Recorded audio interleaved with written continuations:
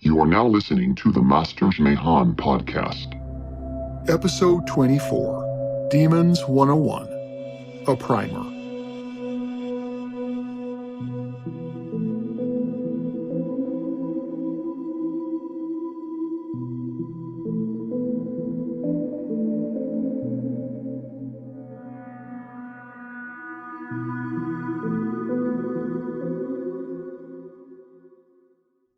This episode may be deemed inappropriate for some listeners. If you have been abused or are a minor, you should stop now. This episode builds on the previous ones. Lucifer, the so-called bringer of light, has many names, the most famous of which is Satan. This is not a name that he particularly likes because it means enemy, and it reveals too much about him and his motives. Still, Lucifer Satan is schizophrenic, as we have said too many times. Liars lie and can't live in truth for a variety of reasons. One of the main ones is found in the ancient concept of happiness. What is at stake is more than one small country. It is a big idea, a new world order. Now, this is where I was born. I was born in Kenya. Unless we take the action necessary and we build in a greener and more sustainable and more inclusive way, then we will end up having more and more pandemics and disasters from ever-accelerating global warming and climate change. Wise leaders always put the good of their own country first. The future does not belong to globalists. The future belongs to patriots. We will never let radical socialists destroy our economy, wreck our country. Here in Israel, they're making this green passport where the population cannot get into theaters or malls or all sorts of things. They're creating a medical apartheid. There would be an enormous economic collapse prior to the revealing. The stock market would destabilize. It would make the Great Depression look like Sunday school.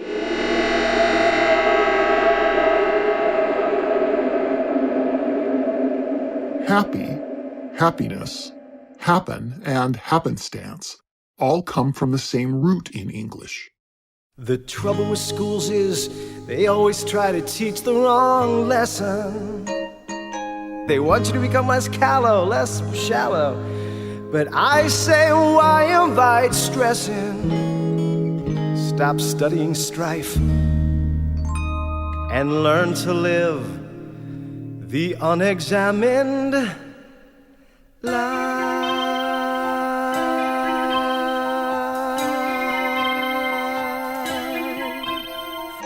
The idea was that happiness is what happens when one's life unfolds naturally. Happiness is happenstance when one fulfills one's design in the creation of God. One of Satan's major tricks is to attempt to alter reality through mythology. I believe that he's gay. Ask how he identifies. How do you identify? Actually, I identify as... Oh, here we go. It's that long plethora of, what? Oh my God. Wait for it. I will. Let me get a chair. If one believes the lie, one charts the wrong course, and then happiness can't happen. Dancing through life, skimming the surface, gliding where turf is smooth. Life's more painless for the brainless.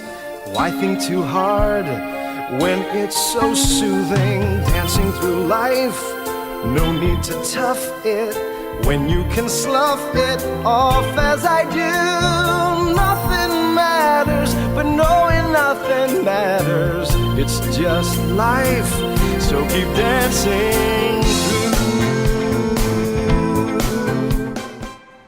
These then blame God for their misery because there was no happiness at the bottom of the rabbit hole. Goodbye, Dinah. Goodbye. At the end of the Rainbow Road, Up we go, the rainbow-covered skyway. Up we go, the rainbow road to us. after the way to Eleusis,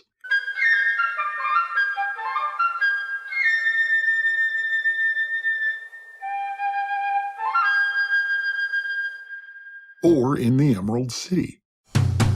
So, what's the most swankified place in town? would be the Ozdust Ballroom.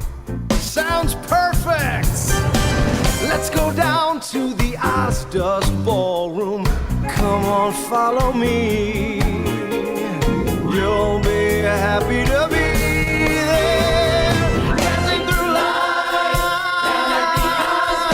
If only because dust is what we come to. Nothing matters, but knowing nothing matters. It's just life. So keep dancing through. While Lucifer Satan is a formidable enemy and is the source of most of humanity's suffering in the world, he is not as powerful a being as he has convinced us all to believe. He is also easily bored. This is boring. I'm bored now. If he can't get pleasure from messing with you, and if you are quick to point him out in reality, which he hates because he hates himself, he is quick to leave you and go mess with somebody else. Hi, I'm Whoopi Goldberg, and you're working out with Whoopi. Oh, pay no attention to that man behind the curtain. Lucifer Satan is not powerful enough to be everywhere at once, and so he uses his army of demons to spread his lies. Since less than 1% of humanity understands how this works, let's change that now by entering the gates of Oz. It is important to know one's enemy. Let's step into the darkness by entering the gates of Oz with the Luciferian passphrase. Who are you? Who are you?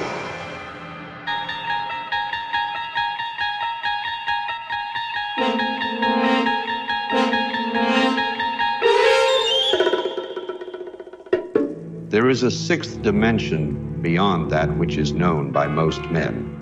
It is a dimension shared by the slaves of mind control. It is the lowest ground to which some have descended, and it lies at the pit of man's desire to control another. This is the dimension of trauma-induced terror, where all of the cataloged personalities and demons live, and the master can call the one needed to possess a slave for a particular task. It is an area that we call the Who Are You zone.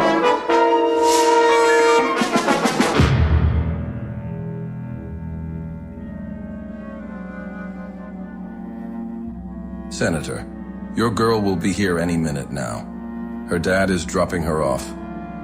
We're going to handle this the same as previous trades. We'll expect you to not forget us when the bill comes up for vote. I won't forget. How could I forget? I might as well put a gun to my head with what you've got on me. Shut up! Stop your crying and come over here. Okay. Now stand here and knock. Here we go.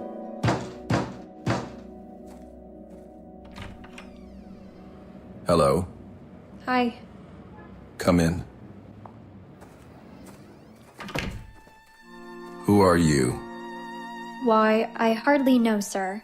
I'm afraid I cannot say because I'm not myself. I do not understand. Who are you? It isn't clear to me who I am. Let me help you. You are Susan. Susan? Oh, yes. Now I remember.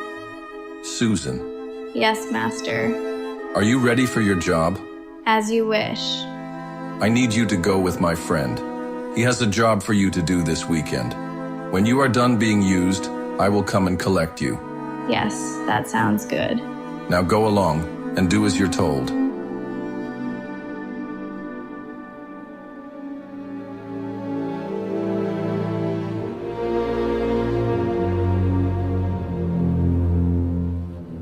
The devil has a real kingdom. It exists on the spiritual plane, but it is as real for those who inhabit it as is the physical world that you and I live in here and now.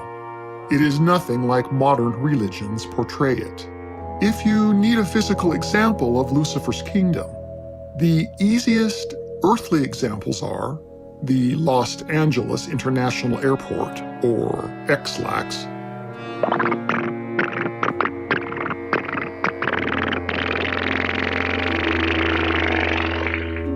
Costco. Welcome to Costco. I love you. Welcome to Costco. I love you. Welcome to Costco. I love you. Or sadly, yes, Disneyland. Let's start with one of the modern wonders of the world is LAX. It is both a marvel and a nightmare.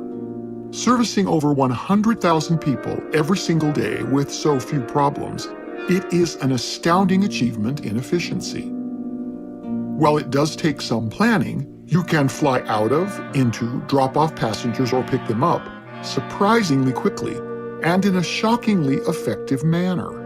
Yes, there are frustrations and little to no room for error nor individuality. If you follow the system outlined, you will have a successful love-hate experience at LAX. Welcome to Costco. I love you. Costco Wholesale Warehouse is the same. Everyone there is helpful and friendly as long as you obey their rules to the exact letter. Warning, warning! Costco has detected a dangerous fugitive in aisle 16,702. If you don't, you will quickly see that they consider you fortunate to be in their presence, and that you are not needed nor really wanted if you step out of line. You either do it Costco's way, or you can be dragged out by the Mickey policeman. Yes, I think I'd like that. Well, I think they have taken it down now. There used to be a sign at the exit of every Costco, white with red letters that said, "We check the receipt of every person exiting our store to make sure that we never overcharge you. This helps us continue to keep our prices low for you." Welcome to Costco. I love you. Yeah, sure. I always smirked as I watched Charlie at the checkout grab my receipt, draw a line on it with a Sharpie, and then hand it back to me without even looking at it, and saying, "Thank you for coming in, we really appreciate your money." Occasionally, Checkpoint Charlie would pretend that he was looking to see if I really did have the $40 4-pack of deodorant and wasn't accidentally charged $400 for it. But not really. I had just been through their computerized scanning checkout system, so I already knew that all the prices were right. And so did they. Charlie didn't have a scanner at the exit. Mr. Gorbachev, open this gate. Tear down this wall. And so would not have been able to verify a price there anyway. We've been walking forever. You sure you know where you're going? Yeah, I know this place is pretty good. I went to law school here. In Costco? Yeah, I couldn't believe it myself. Luckily, my dad was an alumnus and pulled some strings. There was only one time that I was ever mischarged at Costco for anything, and it was a big dollar item. It turned out that I noticed the error before I got to the exit and turned around. Charlie would not have caught it. I was just grateful that I noticed, even though it had come through the fenced-in, locked-down area and had been triple-checked. My point is, obviously everyone knows that Costco isn't checking receipts to protect me. They are doing it to protect themselves. They think that I will believe the propaganda because they put it on a sign. Welcome to Costco. I love you. The truth is that it is done to stop shoplifting and me from stealing something. I'm here today to give you the skinny on shoplifting, thereby completing my plea bargain with the good people at Foot Locker of Beverly Hills. Shoplifting began here in ancient Phoenicia. Thieves would literally lift the corner of a shop in order to snatch the sweet, sweet olives within. Oh, Shahekazaramesh, will you ever learn? This probably is diminished with an East German-style Checkpoint Charlie at the exit. It's a little like when my local church tried to suggest that somehow male facial hair was a sin, while we looked up at a beautiful face of Jesus Christ above the Holy Communion table, the same face that I was told to emulate in a full beard and mustache. Fortunately, we seem to have gotten past that stupidity and hypocrisy in the greater body of Christ. The commonality here is the love-hate experience.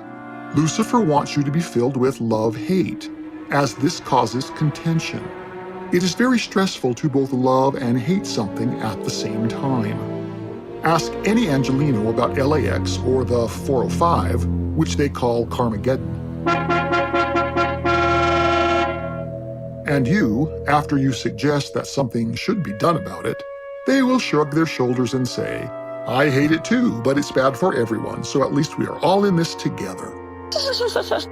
See it? They hate it, just like they hate their governor. Cut-rate Gavin Newsom imitator called Spencer Cox. But what can you do? They honestly believe that if everyone is miserable together, then it's okay. He's beyond belief.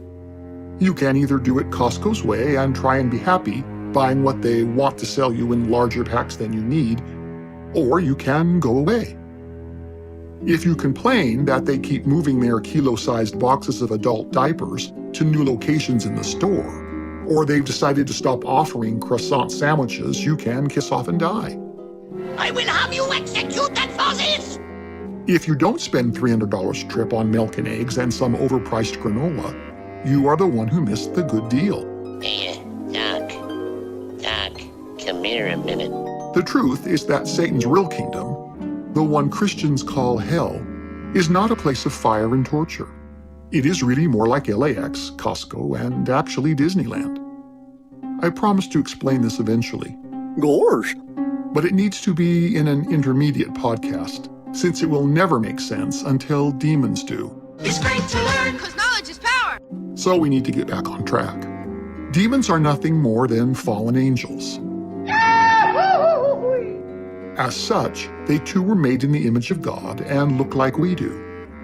But they are liars, just like their master demon Lucifer is a liar, and so they prefer to appear in disguise. Their favorite disguises resemble something beastly,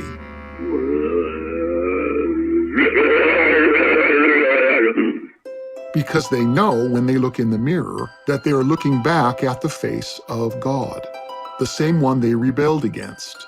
They have rebelled against their Father.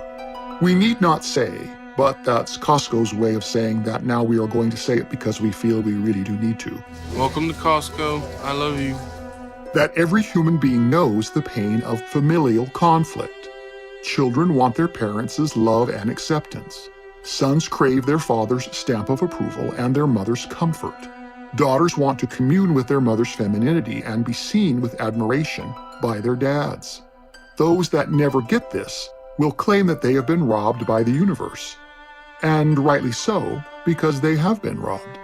This is a hole in their hearts that is not fixable in this life, but will be in the next for those who make it. Lucifer, as both John the Beloved and John Milton told us, was the source of heaven's rebellion. As such, he is the chief, head, alpha dog, demon of them all. All other demons follow his orders or pay the price for their insubordination, and his wrath within his mafioso gang-style society. I'm going to make him an offer he can't refuse. More on this later, I promise. Since Lucifer Satan can only be in one place at one time, he has divided up the world into regions. Each region is administered by an archdemon, whom the book of Daniel calls a prince. Lucifer prefers to use the old Chaldean terms, but since you need a pound of phlegm in your throat to pronounce some of them, Shlama Iluch, Shlama Ilach, Shlama Ilochun, B'shayna Theluch, Allah HaSharik Luch, Basamagyanuch, Allah HaEmuch. We'll just use their basic English equivalents, since it's hopefully something you don't really need to know anyway. Under the prince of a region, there are dukes or governors. In the name of my most royal majesty, I knight thee, a sirloin of beef. Then the upper bureaucrats. I knight thee, Earl of Cloves. The managers. I knight thee, essence of myrrh. The workers and the peons. There's a place and a purpose for everyone. So everyone is happy. Everyone belongs to everyone else. We have to respect deltas and gammas and betas. Everyone is useful. But I'm so glad I'm an alpha. I'd hate to be as dull as a delta, or have to take orders like a gamma, or to keep track of things like a beta.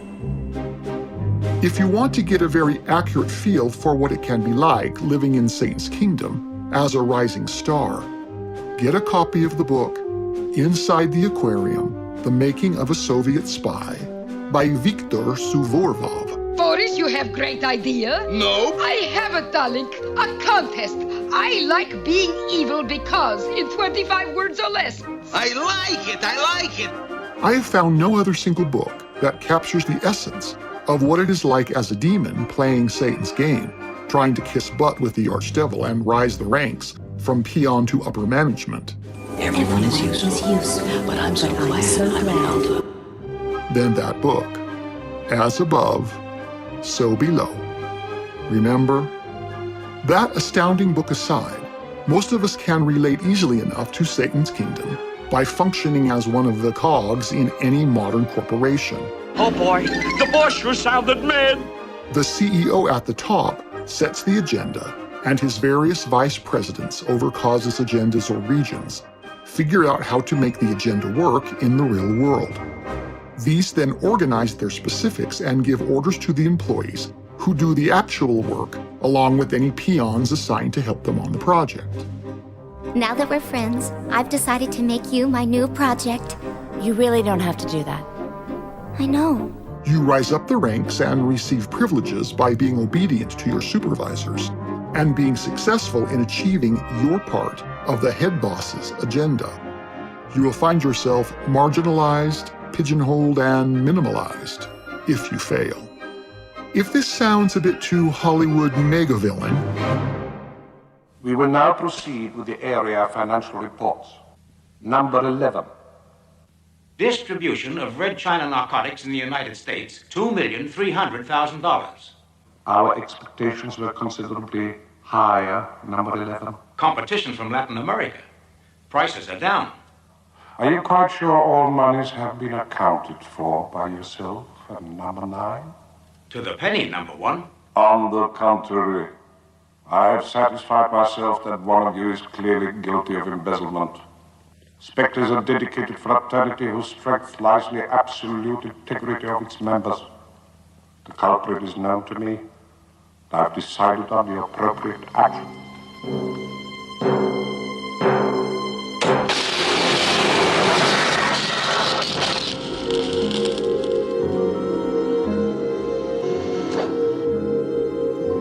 Let us now proceed with new business. You will hear from number 2, who is in charge of our NATO project. know that your eyes are opening. Where do you think they learned this crap? As above, so below. Remember? Well, there is so much I need to tell you about all of this. Here is the crucial part for 101. Satan cannot read your mind, but he can watch your actions and listen to your opinions, assuming that he has eyes and ears on the ground to watch and listen to you. Since he can literally only be in one place at one time, the major agenda in all his plans is to get you to ruin your life, or get another human being to ruin your life, and then have you blame God for what happened.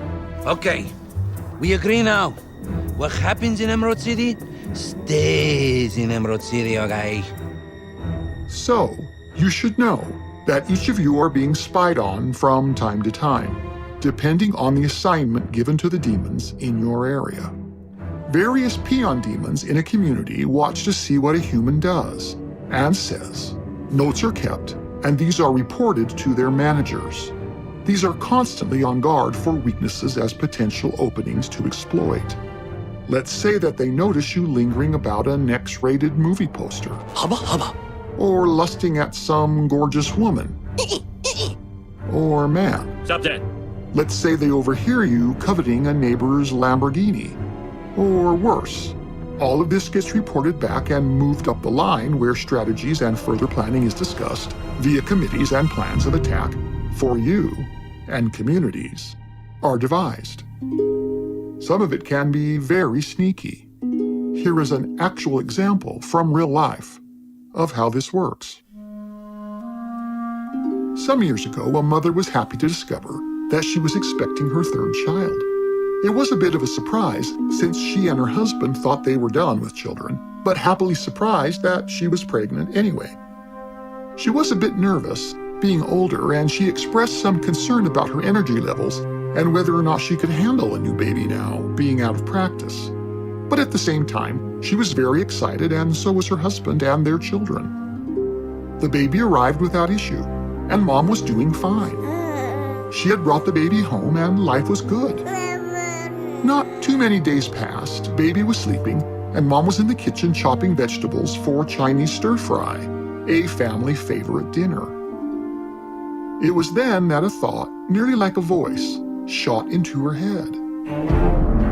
Why don't you take that kitchen knife and stick it in your baby? Mom was so overcome with shock that she nearly cut herself as the knife fell from her hand. In terror, she looked at the knife speechless, nearly paralyzed with horror. She would never do such a thing, God forbid. And then the master demon's trick. She next heard. You must be the sickest, worst, most terrible mother on all the earth to have thought such a thing. You are sick and need help. How could someone like you ever be trusted with children? What would your husband say if he knew that he had married such a monster? Brilliant. Clever. Demonic. Here's another actual example. A young man was in the gym working out and trying to improve his physique and build up some muscles. Why not? The human body is the crowning temple in God's creation. It is his masterpiece, so much that he made mankind in his own express image. There is no gift higher in the Most High God's creation than to be made in his express image. As he was working out, he started admiring some of the men and women working out around him.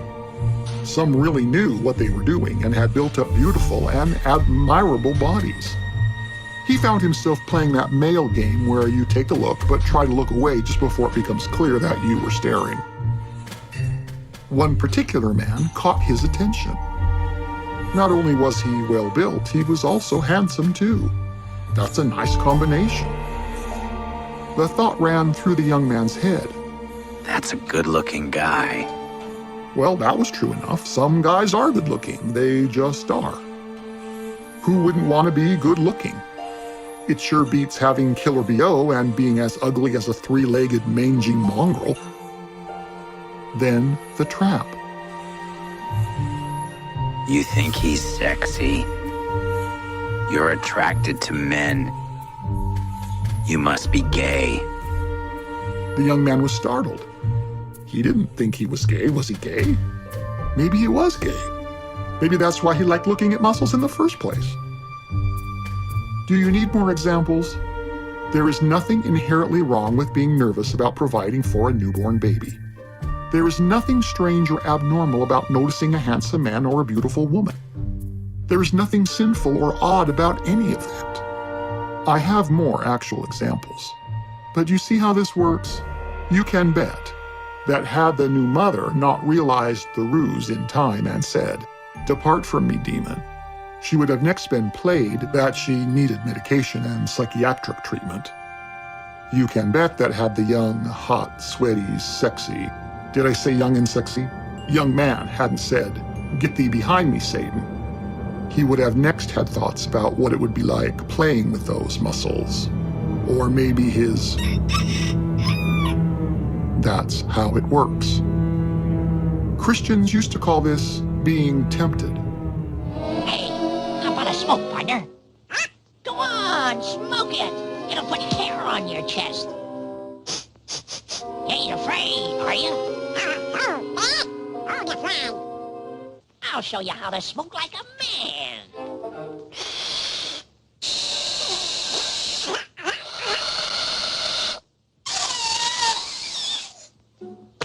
See? Now you try it.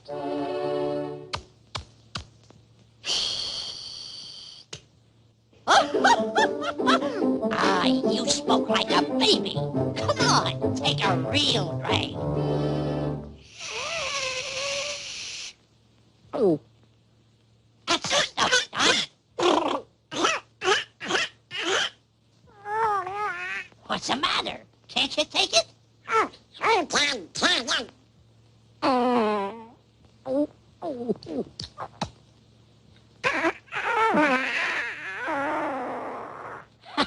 Take another puff. Be a man. Keep it up, kid. You're doing great.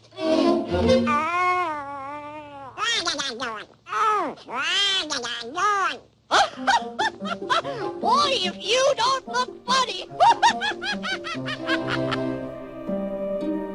Those who don't give in or spend too much time being worried about why such a thought drifted through their head shrug it off and move on. Those that hold on to the thought and ponder, worry, or consider it get noted by the tempting demon, and the next step in their plan for you is implemented.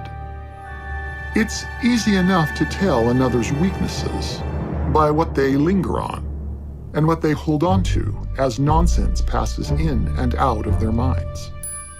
You don't have to be a mind reader to know what a person is thinking in that moment. Those of us that seem to be following the agenda set out for us are often handed off to a more powerful demon to further training and indoctrination. Where do you think the great cults of yore to LRH learned their techniques? You might be surprised to learn that much of the I think I'd be happier as a cat. Love is love. My husband needs to make more money. You don't need to say you're sorry. He never asks how I'm doing. Women are for breeding, men are for sex. I have to do it all and be it all. If God really loved you, he would stop your suffering. Something is wrong with me. If you're not happy all the time, something is wrong with you. I am not enough. I am enough. I have to handle everything. He just wants to fix things. She is always grumpy. Why can't men be more open with their feelings? She's always looking at her phone. He never listens. She only opens her mouth to nag. Your man is not emotionally present. She constantly complains. He's just an overgrown kid. She shuts down my advances. He's only nice when he wants sex. She doesn't take care of herself after marriage. He doesn't appreciate how hard I work. She acts like my mom. He just wants me for sex.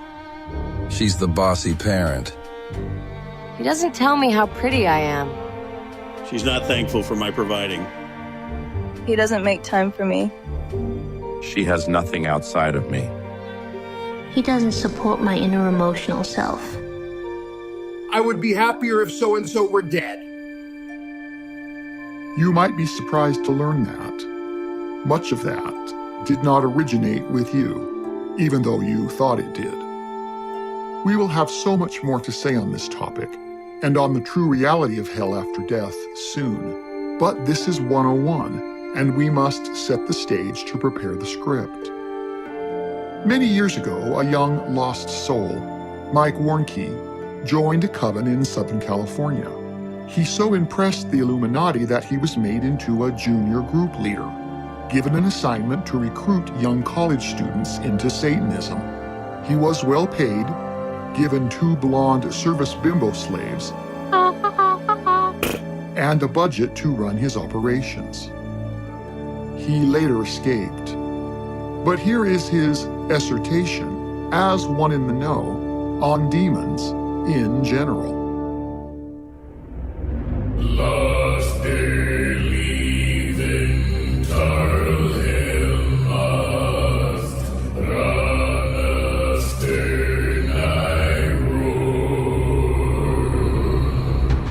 The ceremony to the Great Mother got underway without a hitch, and the other 2 master counselors knew exactly what they were to do and did it, leaving me free to concentrate on raising a demon.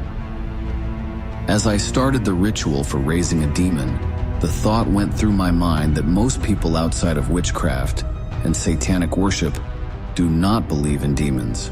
So many refuse to believe until they see or feel something for themselves. By the time our ceremony was over, any skeptic who could have viewed it would have been made into a wholehearted believer. I was proud of myself for pulling it off without a hitch.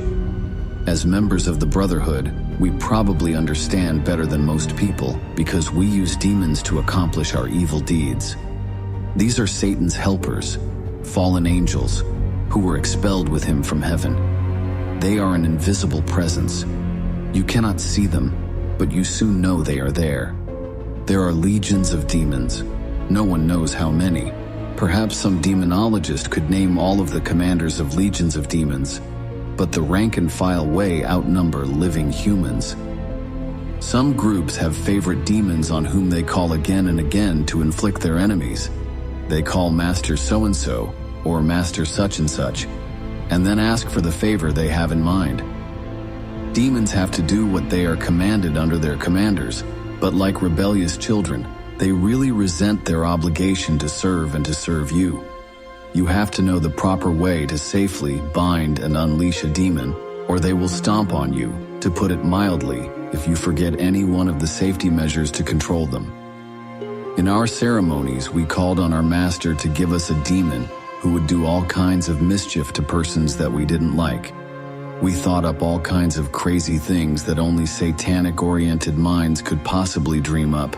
We had control of a satanic demon, and we were going to use him. Although often demons themselves to do their own destructive deed without our help in directing them, but we placed our orders and commands in anyway. Most humans don't know that demons can inflict disease, can possess men, can possess animals, can oppose spiritual growth, can disseminate false doctrines, and can torment people. Demons can talk or can cry with a loud voice, using the tongues and lips of a human. They can tell lies. They make people believe lies. They can even preach sermons. They can stand, walk, and seek rest when embodied in a human being. They can tell fortunes, make people strip off all their clothes, cause suicides, render a person insane, or cause a body to be seized and bound in affliction.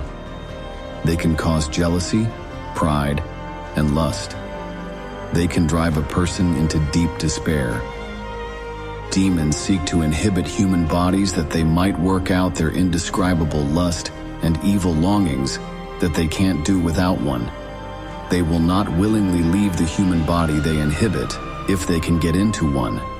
If cast out, they will seek to re-enter the same body particularly.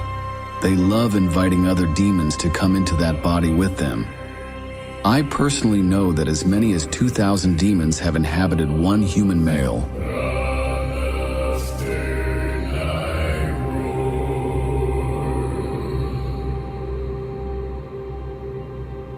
Now, since I know that most of the world who hasn't actually seen it think hell is a fire pit and not actually like Costco, we are going to need to explain how those who know it know it. We might also tell you how you can find out for yourself as well, but you'd be an idiot to do it. Since all men and women die, and some will then end up at Costco. Welcome to Costco. I love you. We promise to pull back the curtain. Pay no attention to that man behind the curtain. And tell you more about what many will find there. Hopefully not you. But that part is out of this podcast's control. Forearmed is forewarned. More to come. Back through the water curtain. You cursed brat! Look what you've done! I'm melting! Melting! Oh, what a world! What a world! Who would have thought a good little girl like you could destroy my beautiful wickedness? Ah, the moon! The moon! I'm going!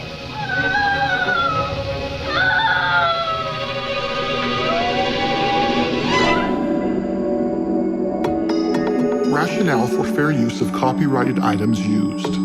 Fair use law allows fair use when copyrighted material is being used to make a specific educational, research-based, scholarly, and/or critical comment on the work being used. You shall know the truth, and the truth will set you free. Masters Mahon will continue.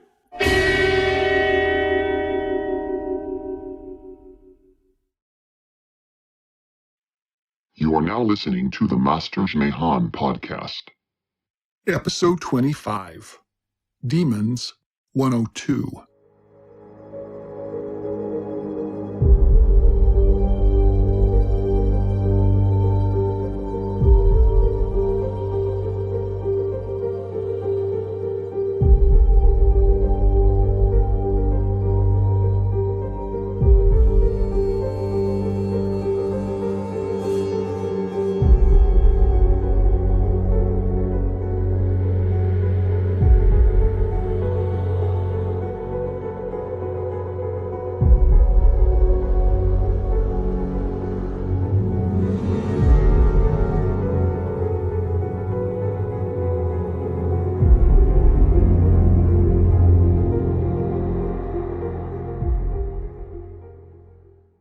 This episode may be deemed inappropriate for some listeners.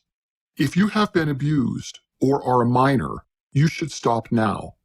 This episode builds on the previous ones. Previously, we discussed the fallen angels known on Earth as demons. There is a lot of misinformation out there about them because that is the way liars like it.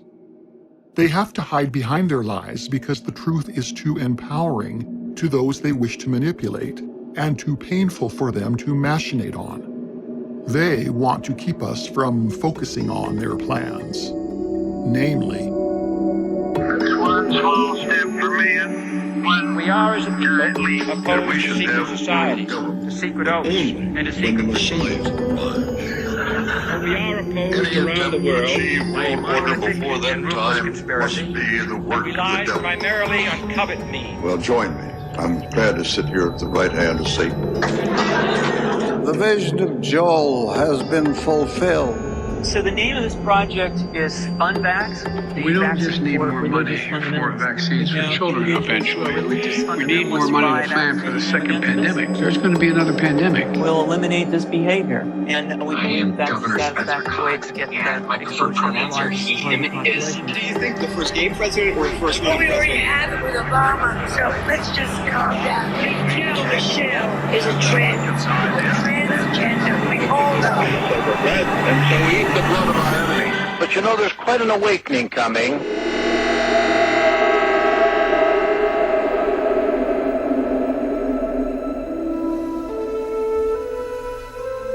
the great patriot Thomas Jefferson was eager for the American nation to start a public education system, because he was convinced that the more education that young and up-and-coming Americans had, the less likely they would fall for the power-hungry grabs of the rich and powerful. President Ronald Reagan probably said it best when he said that he knew that if the American people could be given the truth about any important national decision, 9 times out of 10, they would make the right choice. It's great to learn, because knowledge is power. We have seen how red flag events and bread and circuses have been used from the start to focus us on the wrong things and to waste our time on amusement and basic comforts. It is no different when it comes to demons, and actually it is no different when it comes to hell and our afterlife.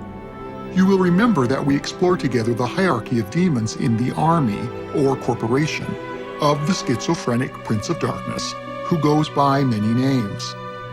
We made the comparison that hell is in reality nothing like the Catholic fear-mongering of a fire pit, where sinners, single mothers, and unbaptized babies are poked endlessly with pitchforks, while Satan laughs and laughs and laughs at their fate. We made the wild accusation that hell was really more like LAX, large sections of Los Angeles, not the parts on fire, and more actually like Disneyland. You may ask how we know so precisely what we are able to tell you next, but that would be a spoiler. Warning! Warning! Spoiler alert! Since all men and women die, and some we wish would die sooner than later, please go get another vax. I should be prosecuted. Let's pull back the curtain and discuss the reality of life after death and exactly what you will find there when, Heaven can wait. God forbid, it is your turn to pass on. by addressing the first guardian at Death's Pass with the secret passphrase.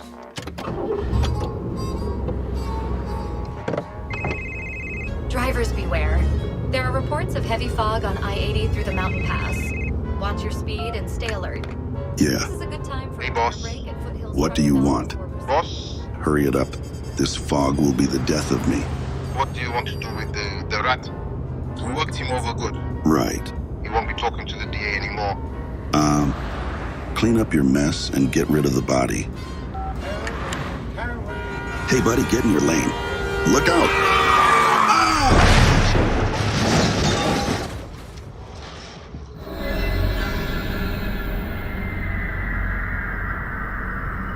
What happened?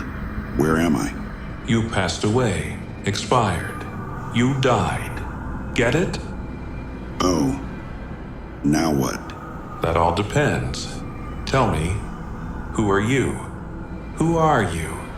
Well, I've had the power of Satan for many years, and I know his secrets. In that case, I'll tell you this. You'll find to the left of the house of Hades a spring, and by it stands a white cypress. Do not approach this spring. Further on, you will find the Lake of Memory, where refreshing water flows forth. Say to the guard at the waters, I am a child of earth and starry heaven. He will then let you have a drink, and you can go on to the fields of happiness and bliss. But you already knew that because of your alliance with Lucifer. Yeah, right.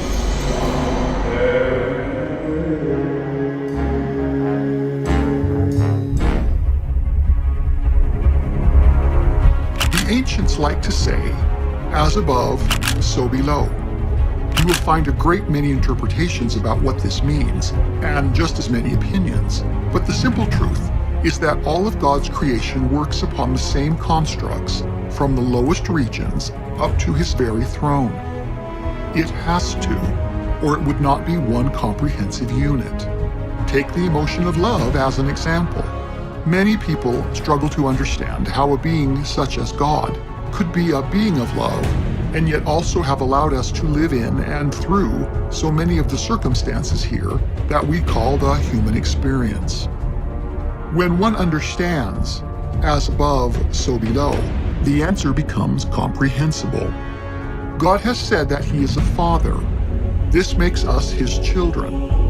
Ask any parent about how it is that they can both love and raise a difficult child, and you will gain profound insight into the very nature of God. You all know what a child is. Now, psychology is, well, it's made up of two Greek words. Psyche is Greek for,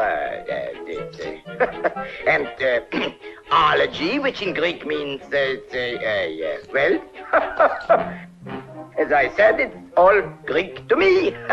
Now, you all know that 1 and 1 makes 2. But when it comes to marriage, 1 and 1 makes 3, or 4, 5, 6, 7, 8, 9, 10, 11, 40, 93, 87, and after several years, well, you're up to here in kids. Now look at all the thousands of letters from frustrated parents complaining that their children are noisy, destructive, disobedient, and uncontrollable. In other words, perfectly normal. And they're the worst kind. You can take my word for that. These letters are all about the same. Now here's a typical one. Dear Doctor, help! Just as humanity functions in societies, gender roles, and familial hierarchies, so does all intelligence throughout the great universe of God. Boys are boys from the beginning. If you were born a boy, you stay a boy. Girls are girls right from the start. If you were born a girl, you stay a girl and grow up to be a lady. The afterlife is no different. Only girls can be the mommies. Only boys can be the daddies. Yes, sir. If you were to pause right now and take a journey to the world of the dead, which you can do right now, but we don't recommend it, you would see that there really are 3 sections. there is a beautiful, peaceful part, which the Greeks called the Elysian Fields. The Egyptians called it the Aaru. These had guards who made certain that only those worthy of entrance got inside. Why? Because connected within the same spiritual plane was the other place, the home of the demons, the same place that Christians call hell. The Greeks called this place Tartarus. The Samaritans called it Irkalla. However, the greatest gift of the ancient mystery cults was the realization that life continued after death, and that hell was nothing like the world of horrors that Christians are scared with today. Hell is actually more like, welcome to Costco, I love you. Welcome to Costco, I love you. Welcome to Costco, I love you. In terms of law and order, and more like Walt Disney's Disneyland. Each week as you enter this timeless land, one of these many worlds will open to you. Frontierland, tall tales and true from the legendary past. Tomorrowland, promise of things to come. Adventureland, the wonder world of nature's own realm. Fantasyland, the happiest kingdom of them all. in terms of distraction and amusement. We know that we are rattling an ancient paradigm, but since we know that we are 100% correct, and since knowledge is power, because knowledge is power, you're going to be grateful that you heard us out, even if you don't believe all of what we are saying right now. You will eventually come to see, at your death, that we have told you the truth. Spirit, whose lonely grave is this? Why, yours, Ebenezer. The richest man in the cemetery. Please. When a person dies, they find themselves in the world of the dead. Those in the know, who are drawn to a desire for rest and peace, and who have lived a godly life, will seek the spiritual Garden of Eden, which the Greeks call the Elysian Fields.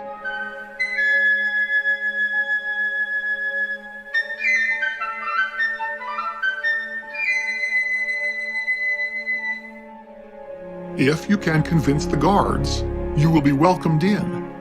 None shall pass. What? None shall pass. I have no quarrel with you. None shall pass. But I must cross this bridge. None shall pass. Stand aside. I move for no man. But before your gain is admitted, you will be tempted by something very difficult to avoid: Lucifer's magic kingdom. Oh boy! Within the world of the dead is an enormous emerald city. Come with me to the Emerald City. One short day in the Emerald City. Oh, I've always wanted to see the Emerald City. One short day in the Emerald City.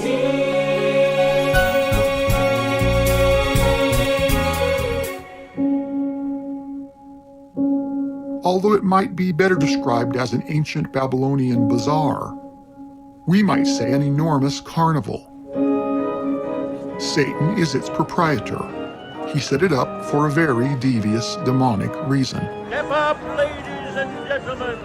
Its sole purpose is to extend your sins, waste your time, and distract you away from the coming day of judgment, which is coming. Hurry, hurry, step this way, the strangest sight. The Lord has warned all of us that we will all be resurrected and face the day of judgment for our actions on the earth. Those who have sought forgiveness and repented of their sins and placed their faith in Jesus Christ will find that His grace is sufficient at the Father's judgment. But one must choose this. The longer one can be distracted, tempted to exacerbate the sins they have, and linger away from Christ's mercy, will find that they will run out of time. This is hell's only purpose. Oh, my fearing whiskies! I'm late! Those unable or unwilling to convince the guards at the gate of rest will find that they are free to wander in limbo, as the Catholics might call it. but more likely since human beings are socially motivated creatures. You get the whole show now if you hurry, hurry, hurry. They will find themselves interested in Satan's version of Disneyland. Those willing to pay Lucifer's price there will find that they are given more and more privileges. It is exactly like YouTuber Dougie Corrado and a friend discovered years back in the wealthy hills above Los Angeles when he, with some joy, was tapped to join the powerful entertainment elite. His story is not new to us. In fact, we could have used any number of different people who have all had the same experience. But we will include a truncated portion of his witness here and encourage you to seek out his full experience online. And no, his experience is not unique. So this story is the reason I stopped making content for 5 years. You guys remember when all those Vine stars and skit Instagrammers moved to LA in like 2015-ish? So I wasn't a huge creator at the time, but I was there and around it all as all of that stuff was happening. I moved from Chicago to LA 3 weeks after high school with like $2,000 in my pocket that I saved up working at Steak and Shake with this other aspiring creator named David. I was much more into editing and being behind the camera at that time, and he was much more into Vine and vlogs and being on camera. That time of our lives was absolutely crazy. Everybody was broke, posting anything we could onto YouTube to get some attention. And to be honest, it was extremely fun for the first few months until Hollywood started to notice that influencers were the next big thing and that the landscape of the industry was changing. And we started to get invited to more exclusive parties and events where it seemed as if old Hollywood was almost grooming new Hollywood. And there was rumors of this one gathering that was happening on a monthly basis where it seemed like anybody that got invited saw a massive jump in their numbers, secured huge brand deals right after attending. But apparently this gathering worked on a buddy system. Someone had to vouch for you and bring you as a guest. Me and David ended up getting invited. Some talent agents saw me and David shoot a silly skit at a random party. He didn't invite us that second, he just told us that he saw something special in us and took our contact information. When I tell you I was on cloud 9 leading up to that party, I mean it. I was so young and naive and delusionally optimistic. I truly believed that I was gonna go to this party and leave rich, because it literally seemed like that was happening to the creators around me that attended. We pull into the driveway and this house is beautiful and extravagant. At the door, they take our phones and have us sign an NDA, which isn't uncommon in house parties like this in LA. And they give us a mask and a name tag with funny aliases. My mask looked like a bear and David's looked like a bird. My alias was Stardust, which David got a crack out of, and his was Banshee. We enter what you could call like the lobby of the house, and as we're walking in, the apparent host of the party starts giving a speech. This man is very eccentric and outspoken, and he's got the cadence of a late night show host, and I spot the agent that invited us standing right behind him. The speech was basically just encouraging everybody to have fun and explaining the itinerary of the night. Apparently this was a themed room party, and all of the guests were instructed to move to the next room whenever the grandfather clock chimed. He wrapped up his speech with some cheeky joke, and then one line that still irks me to this day. He said, "Have fun now, our descent starts at midnight." The moment the host wrapped up his speech, a couple of workers came out of the doorway. They were holding a couple sets of long poles. All of a sudden music started playing and everybody seemed like they knew what was going on, so I just went along with it. So I guess these parties start off with a big game of limbo. It's funny seeing people dressed so nicely playing a silly child's game, but it's even weirder seeing A-list celebrities being so excited to play, because everybody had masks on, but when somebody that you grew up watching in movies walks by you with a quarter of their face covered, you still know it's them. I was amazed with how inviting and willing to introduce themselves these people were. I was expecting at least an undertone of uppityness in there, but it seemed like everybody was involving everybody in conversation, and they were frequently introducing themselves to me. The first grandfather clock chime went off, and everybody excitedly rushed into the second room. When I finally got in there, I was taken aback by the dramatic decor change. Everything in this room was different shades of blue. Remember, blue means protect the family in the occult. Dougie will go on to say that in this room, everyone was extremely flirty, and there were cabana beds and love seats with curtains in case you wanted to.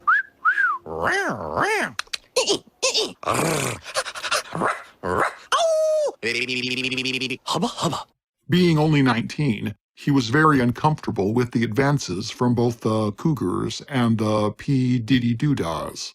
I tried to give David the eyes that I didn't like where this party was going, but he seemed to be really enjoying the female attention, so I was on my own. I basically stayed in perpetual motion and walked laps until the next chime went off, so I didn't have to sit next to anybody for too long and let them get too comfortable. The clock finally went off and everybody rushed to the next room immediately. The weirdest part was the people that were in the private sections didn't even bother redressing except for the mask. I was in no rush to get to the next room, but I could see into it over the crowd of everybody's head. The walls were bright orange, but the smells that were wafting in from that room were amazing. amazing. And when I finally got in there, it was like the Hogwarts feast. It was table after table of the most delicious spreads I've ever seen. There was full tables for seafood, full tables for meats, full tables of sushi, and an entire wall of spirits. I almost started enjoying myself again. Until I saw the way these people were treating this food. They were disrespectfully biting chunks out of delicious prime rib roasts. They were just shoving copious amounts of high-grade sashimi into their mouths and eating caviar like it was cereal. The way that they were just grabbing with their hands and just spitting out things that they didn't like onto the floor ruined my appetite. At this point, I wanted nothing to do with these people. So I went up to the only familiar face in the room. The agent that invited me was the only other person not eating. So I approached him and lifted up my mask so he'd recognize me, considering we'd only met one time. Before I even got out my greeting or got my mask halfway off my face, he abruptly pressed my mask back into place and sharply said, "Masks stay on till the 6th room. I encourage you to engage in the festivities. A slow drip is better than a flood." He started to walk towards the door as the clock chimed. This room was yellow and basically just a casino. I wanted to talk to David privately and let him know that I wanted to leave, but he seemed to just be caught up in the momentum of the party. Plus, there was a roulette table in the room, and David's freakishly good at roulette. So at this point, the winning streak that he's building is the center point of the party. I can't fully focus on what the agent said to me because I have to pretend to be excited about David's winning streak in a fake casino where you're not actually winning money. And like clockwork, the chime goes off. The entire party starts rushing to the next room again, and the vibe changes dramatically. I'm the last person to walk into the bright red room. This room didn't seem to have a specific activity like the others. It was just empty and bright red, and everybody was whispering to each other. The same people that I saw laughing and celebrating and eating together were whispering the most heinous, offensive comments directly to each other. All I see is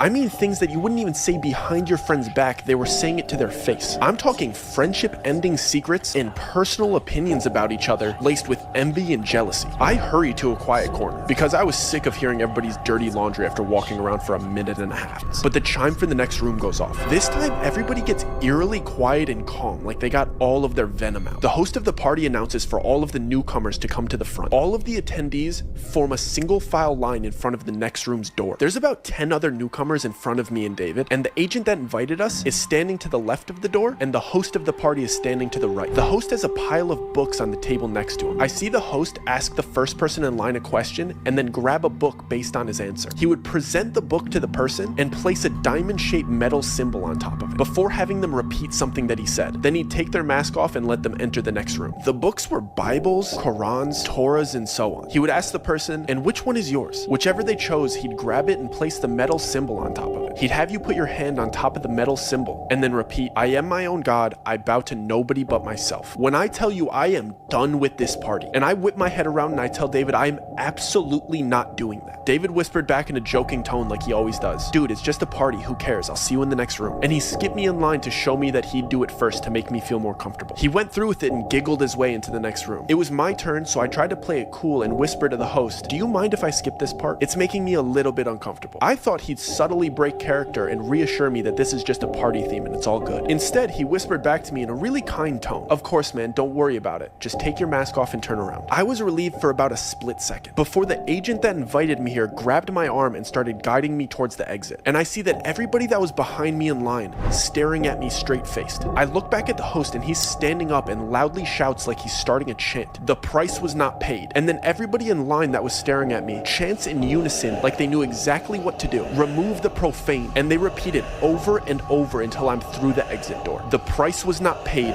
Remove the profane. The price was not paid. Remove the profane. So the agent just walks me to the closest door. He doesn't even walk me to the front of the party and out the front door. He just puts me out into the backyard. It's 4 a.m. My friend's still inside. I don't have my phone. So I decide to walk around the right side of the house because that's where all of the party attendees were kind of headed. Let me see if I could peek in and maybe flag down David to let him know I got kicked out. And there's some windows to the next room. But of course these windows are like big church stained glass windows. And you can't really see through stained glass windows like the colored ones. But if you go really, really close and you look through the white parts, you could kind of see clearly what is on the inside. And this room is like a bizarre church replica without all of the seating. It's just a big church-like room. And all of the people that were in there had their masks off. And it was like a big circle and almost looked like an initiation. And all of these celebrities are standing around in a circle around the other 9 new people. And there was big TV grade cameras recording, and it looked like the group of celebrities and everybody else that was there was kind of cheering them on, but then there was clearly people in there that were much more serious and kind of threatening, and the new people were in the middle of this room being forced to do horrible things that I wish I could unsee. And the new people clearly didn't want to do these things. They were being forced to do these things, and they were clearly recording it. And I see my friend being forced to do these horrible things in front of these people and in front of these cameras. I just start panicking. I don't know what to do. So in my head, I'm like, I just need to get out of here. There's only one street. We're on Laurel Canyon, so it's either I go left and start running towards Studio City, or I go right and start running towards West Hollywood. I'm not about to go knock on other people's doors. I'm just trying to get back to like civilization. And I'm trying to remember if we're closer to Studio City or if we're closer to West Hollywood. I don't even know. As I get to the front of the house, one of the employees is standing there, and he's standing in front of a car, and he has my phone. I'm not sure if he knows that I just saw everything, so I'm kind of standing there deer in headlights, but he just politely goes, "Here's your phone and here's your ride. Don't worry, the driver will take you home."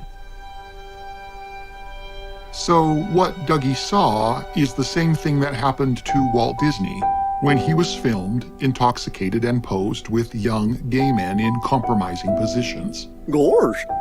It's the same type of thing that happens to members of the Skull and Bones Club at Yale. It's so secret we can't talk about it. What does that mean for America? Basically, a person is filmed doing something criminal, horrible, and outrageous. Then they are simply told that as long as they do as they are told, their shame will never be revealed and they will have access to wealth and power, but may be required to obey orders from their betters from time to time.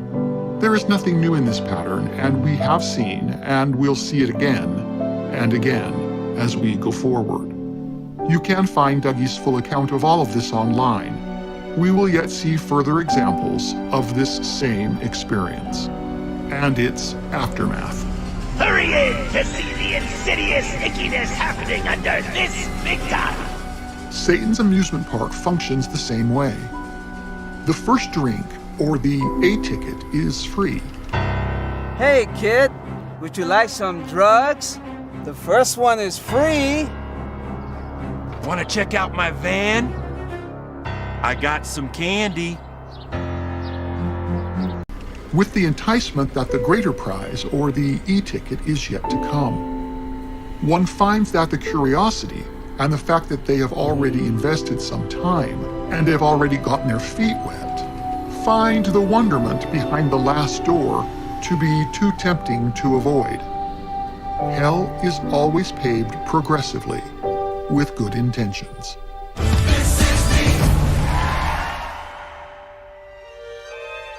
If you want some idea what is behind the last door, go and watch Stanley Kubrick's deathbed confessional film, Eyes Wide Shut. Remember this title. He chose it for a very important reason, and we will come back to it. Or look up P. Did He Really Yes He Diddy Combs' White Parties. It's all the same thing. There is nothing new under the sun. Or as therapists try to help them child victims of Great Daddy Puffing Dragon be Lieber when they are at last ushered away from the pedophiles. You only have 2 holes that they could have stuck you, and the girls have only 3. You were both in Skull and Bones, the secret society. It's so secret we can't talk about it. What does that mean for America? The conspiracy theorists are going to go I'm wild. sure they are. I don't know. I haven't seen the web. Number page. 322? I don't even think. Congratulations, Skulls, on your rebirth. A skull above any other. Say it. Skull above any other. Louder. You only have 2 holes that they could have stuck you, and the girls have only 3. It's so secret we can't talk about it. What does that mean for America? Haven't seen the web. Number page. 322? You only have 2 holes that they could have stuck you, 322? and the girls have only 3. We really shouldn't be doing this. There is nothing that these have done to you that have not been done to many, many others. It's time to heal. Oh, but most of all, for butterfly kisses after bedtime prayer.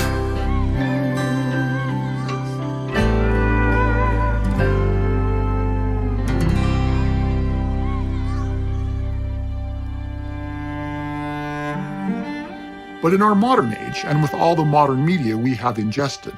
Just let your mind slide into the dirt and you'll know plenty about what goes on behind the last door. Its purpose there is to break any and all of the Lord's commandments and revel in Lucifer's only law. Do what thou wilt. You are free to do as you wish.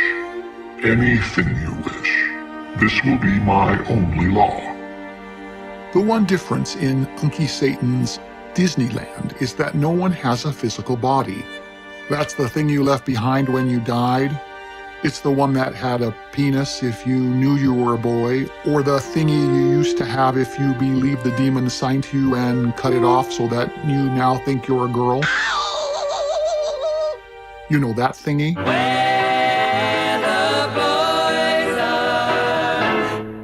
The great exploitable truth about your afterlife situation is that once you have experienced existence in a physical body, life is profoundly unsatisfying without it.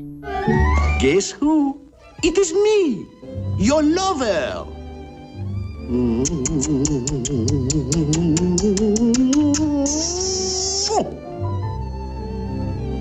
I admire her mind, too. This includes those at rest, past the guards in the paradisical region. There, these rely upon their faith, and in communion with family and friends, that the resurrection is coming and will be worth the wait. Those wandering in limbo are on their own, and thus the distraction or promises that lie in Satanland become all the more tempting to them. The word amusement comes to us from Greek, and it literally means the state of, meant, not, a, thinking, muse, amusement. An amusement park is the place where you go not to think. In order to participate in Lucifer's distractions, one is required to go into debt to hell's great king.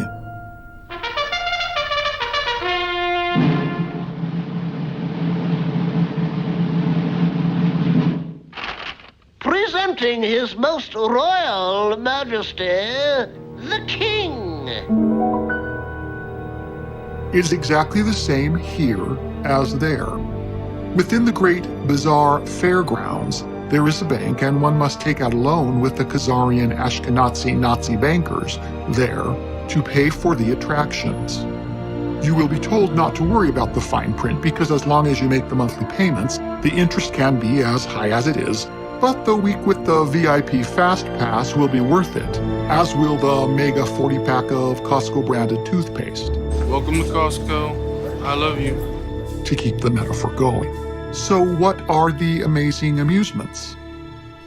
At first, they are simple distractions, like the All together in the tiki tiki tiki tiki tiki room, in the tiki tiki tiki tiki tiki room. All the birds sing word and the flowers croon, in the tiki tiki tiki tiki tiki room. These are fun once, maybe twice. It was better when the pineapple smoothie wasn't all fake chemical crap like it is today. But soon, through the advertisement and tempting carnival barkers, the desires for more are sought. There's the timeshares and the private resorts. After all, the tiki room has fake birds and singing flowers. But the kinky room has so much more, boys and girls. For a price, you can revisit the places you long for in the living world. Do you miss sex? How about a day excursion on the monorail? Monorail! Were you sent here by the devil? No, good sir, I'm on the level. Throw up your hands and raise your voice. What's it called? Once again.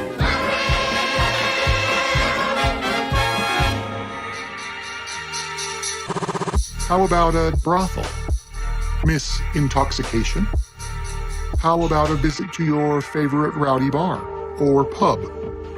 Do you miss gambling, drugs, go-go dancers? Okay, look, right now, $100 if he gets on stage and dances. You know you're getting up there. Larceny, violence, gluttony? You can re-experience it all, visually only, in one of our many, many megaplex experiences. Have you ever found yourself in the midst of one of your sins, temptations, or weaknesses, and felt the darkness gather around you? Have you ever felt the eyes in the darkness watching you? You have. And now you know the horrible truth, dear listener. You, when you are sinning and feel the prodding to exacerbate your weaknesses, are the carnival show on the great silver screen of Hades. You know you're getting up there. We have just told you the truth. Is it any wonder then that your addictions behave the way they do? Why, they are cyclical and seem to be on schedule. You've got a performance to keep. The tickets have already been sold. And so you are pushed to deliver on time. Now, you don't need us to tell you that the next step of progression in any thrill goes naturally from observer to participation. Anger can lead to violence. Porn can lead to rape. That's it, get those legs up. Intemperance can lead to addiction. This is why the Lord encouraged his disciples to avoid the first step. Those that can curb their anger quickly, he taught, are not likely to ever be guilty of murder later, and so on. The painful truth here is that those who have died who want the full package are willing to please Lucifer and pay his ultimate price, are given the right to possess a human being. The length of time and the make and model are determined by your level of loyalty and what you are willing to do for him when so commanded. We have already told you how this is done, but in case you forgot, it is done through sodomy by a wizard who didn't cut off his magic wand during that time that Governor Newscum was using your tax money to do that, instead of making sure there was water in his state's fire hydrants.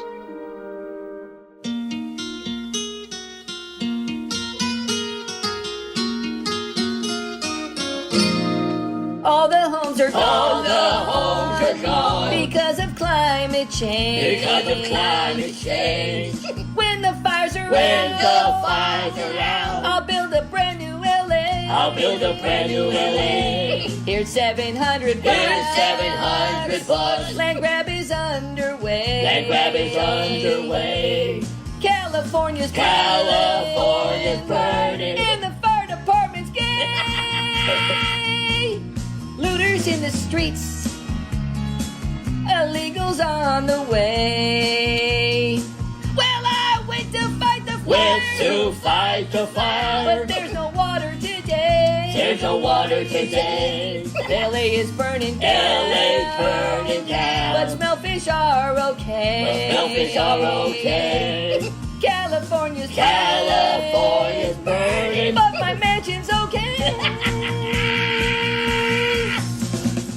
Look, guys, I know I probably didn't do the best job of hiring people, but I'm the mayor. And that's all that matters. And all I care about is money and power. Me too. But I'm the governor, and that's all that matters. Look, I know you lost your house, but cheer up. We got the Olympics coming to California. Yeah, and all I know is your memories are gone. Gone. And they're burned to a crisp. But Los Angeles is hosting the World Cup. Yeah, look on the bright side, guys. This is why you keep voting for us. You can't live without us, guys.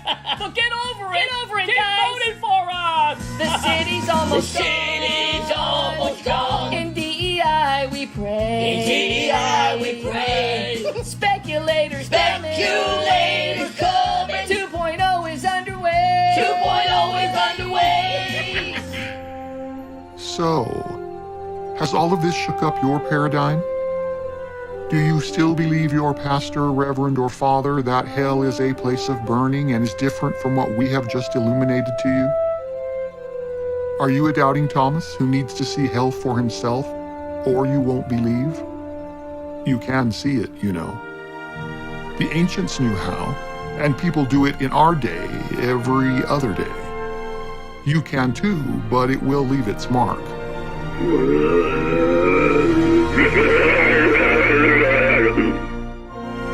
You will likely regret doing it, and the price may be higher than you will want to pay when you come back. Oh, my dearie whiskies. I'm late. So, it's time to drink from the pool of Lethe and pass through the water curtain.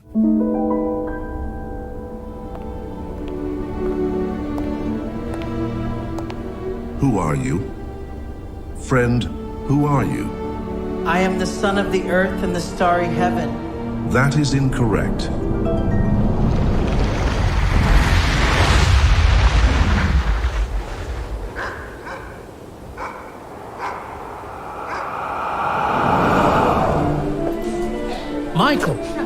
Michael, stay with me. Nurse, administer more epi. Good. He's coming around. Mom?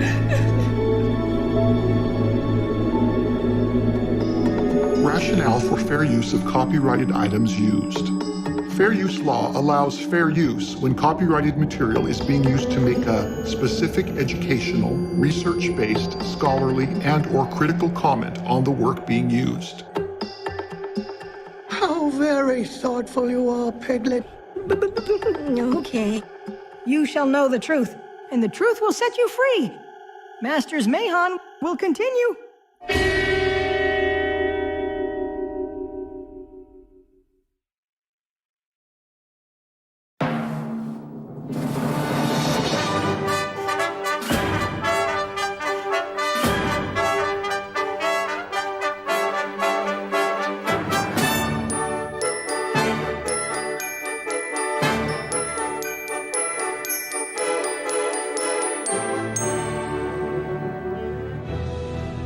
You are now listening to the Masters Mahon podcast. Episode 26, Demons 103, or Eyes Wide Shut. This episode may be deemed inappropriate for some listeners. If you have been abused or are a minor, you should stop now. This episode builds on the previous ones. Over the last 2 episodes, we illuminated the secrets of demonology that the occult and the demons themselves don't want you to know. We took as our mandate the holy promise of St. Luke that before the day of universal judgment, every dark secret would be shouted from the rooftops. Since you, right now, are likely listening to this as it is being beamed to you through the air, you yourself, dear listener, are participating in the fulfillment of biblical prophecy. It is good to be informed, because you have a real enemy who really does seek your destruction.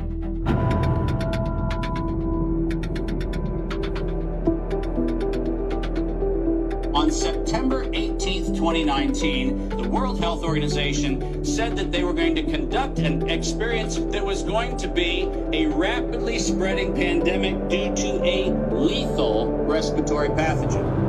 The Pfizer documents contain evidence of the greatest crime against humanity in the history of our species.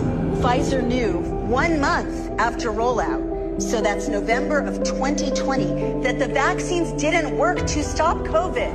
And they identify that the third most common side effect of the Pfizer vaccine is COVID. Your risk of dying from the vaccine far exceeds your risk of death from the disease. Pfizer knew in May of 2021 that the vaccines had caused heart damage in 35 minors within a week after the injection. And the FDA knew, but the government of the United States didn't tell parents until August of 2021 that there was an elevated risk of heart damage in healthy young adults. 4 months later. We don't just need more money for vaccines for children eventually. We need more money to plan for the second pandemic. There's going to be another pandemic. Everything that we were told, you have to follow the science, follow the science. Turns out there was no science. Nope. They never did any studies. Anthony Fauci was responsible for promoting this kind of research. So yes, his fingerprints were all over it. I should be prosecuted. Of all those deaths, the vaccine caused deaths, by the way, 25% of them occurred on day 0, meaning the day you received it. Day 1, or day 2 following the injection. That's pretty unbelievable. I'm talking about the COVID vax. I'm talking about the mRNA vax. I think it's evil, and I mean that not just in a generic sense, but in a spiritual sense. Yep. I think the fact that some vaccines are made from aborted baby fetuses, which they are, which I didn't even know that was actually true. It actually is true. The whole thing is so mind-bogglingly evil that I can't deal with it.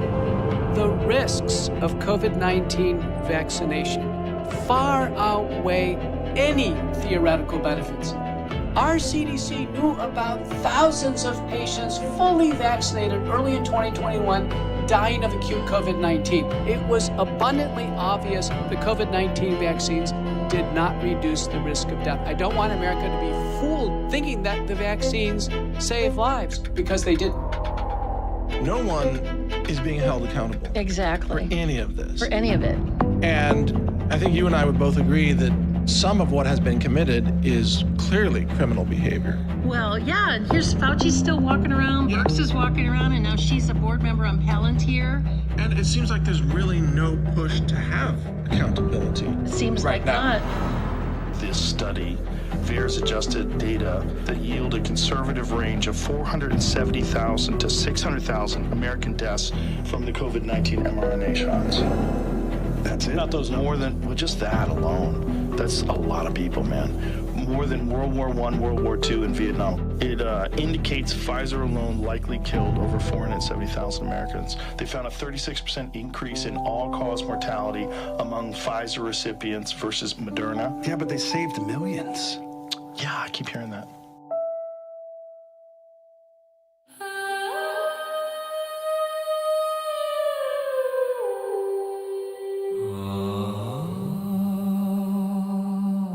The Lord has said that those who can exercise their faith to good works, in this the day when we can see, albeit through a glass darkly, will receive the greater reward.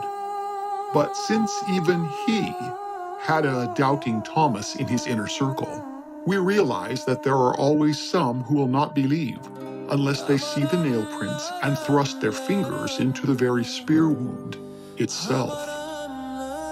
Let's finally keep our promise to you by revealing the method that the occult uses to enter the world of the dead and make a personal pact with Lucifer. By stepping into the darkness, paying the ferryman's price, and approaching the second guardian at the gate.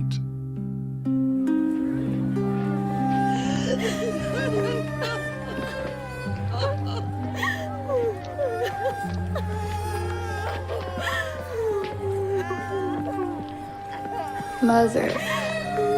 Yes. Did you forget the coin for Charon?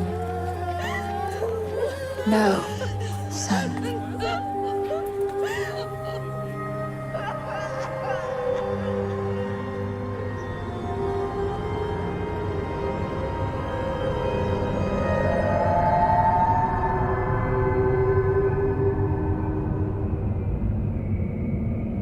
Who are you?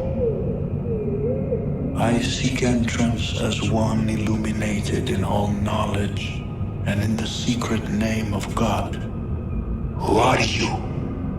I am the kid who spilled the milk. That is incorrect. Stand aside. But that is the passphrase I was giving. Stand aside. I know the name of he who cannot be named. Stand aside.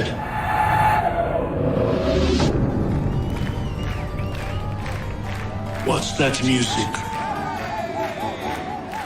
I want to go there and see for myself.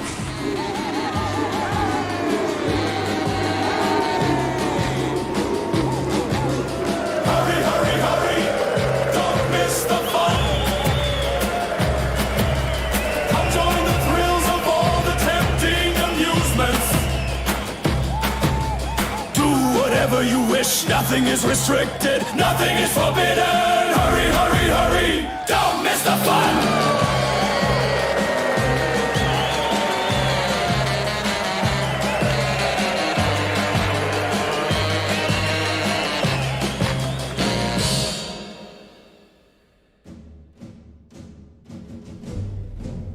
Lucifer Satan has no new shenanigans. And since Earth has a never-ending cycle of new dopes to play with, he can just recycle his lies over and over. It has been said that those who don't learn from history are forced to repeat it. And indeed, this is true. The devil doesn't want you to know correct history because, when you do, you begin to see his ruses with eyes wide open. Modern man puzzles at why the occult among us is pushing so hard to return us to classical Greece. We hope that our time together here is illuminating all their plans in ways that you can join the rest of us in making wise decisions in the time we have left. In any battle, knowing an enemy's goals and motivations help you make wiser decisions.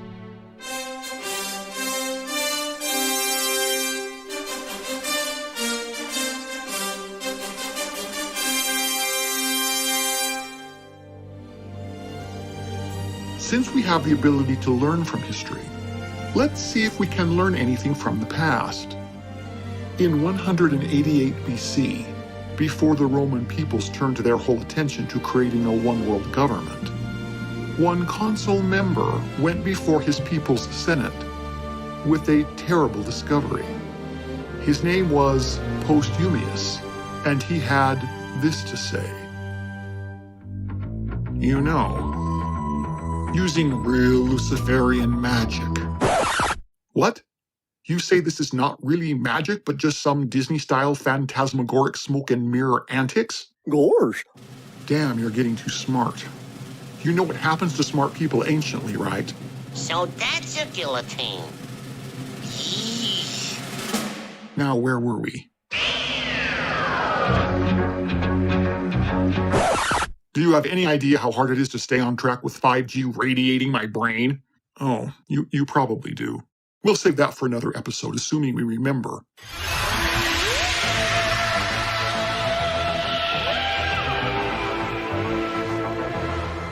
Oh, you probably do. We'll save that for another episode, assuming we remember. Oh, you probably do. Do you have any idea how hard it is to not be repetitive with 5G? Oh, what's that word? It starts with an R. Do you have any idea how hard it is to remember words with... Now I've lost my train of thought. Let's just go back in time, enter the Roman Senate, and hear what's-his-name speak for himself.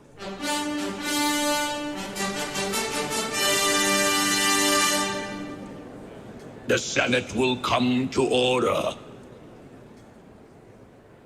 We will now hear from Senator Postumius.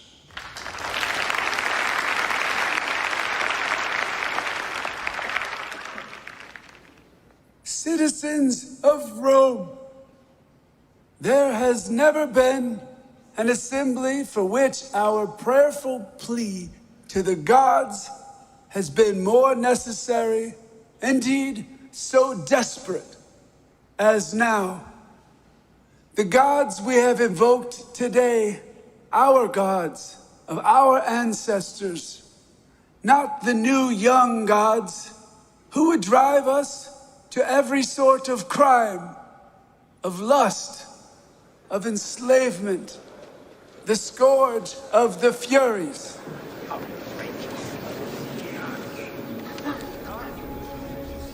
I confess before you that I am at a loss today. I am unable to decide what I should cloak in silence and what I should tell you openly and bluntly. If I soften the danger before us, I may cause your negligence to our true national danger. But if I lay open and bare before you the whole truth, I fear to spread panic and alarm in our streets. But know that what I do tell you now, my words will be inadequate to the horror and seriousness of the actual situation. I pray that we will be wise and take adequate precautions while we still can. The Bacchic rites have been practiced in the Empire for a long time. Only recently have they infiltrated our holy capital, Rome herself. While they were small, we didn't pay them much mind. But since their members have grown, they have become more bold. I know that many of you know this by increasing crime in our streets and by the rumors and invitations given to your youths to participate in their evils. If not by that, then you have heard the banging and howling increasing among us in the night's darkness of our streets. I know that some of you ignorantly believe you are hearing some innocent worship or a game of sport or relaxation. But either way, that it involves so few of our citizens as to be any real concern for you. The truth is that it is being done now by many thousands among us, and our traditional way of life is in great danger. I do, however, hope to lower any panic by telling you who these people are and what they believe.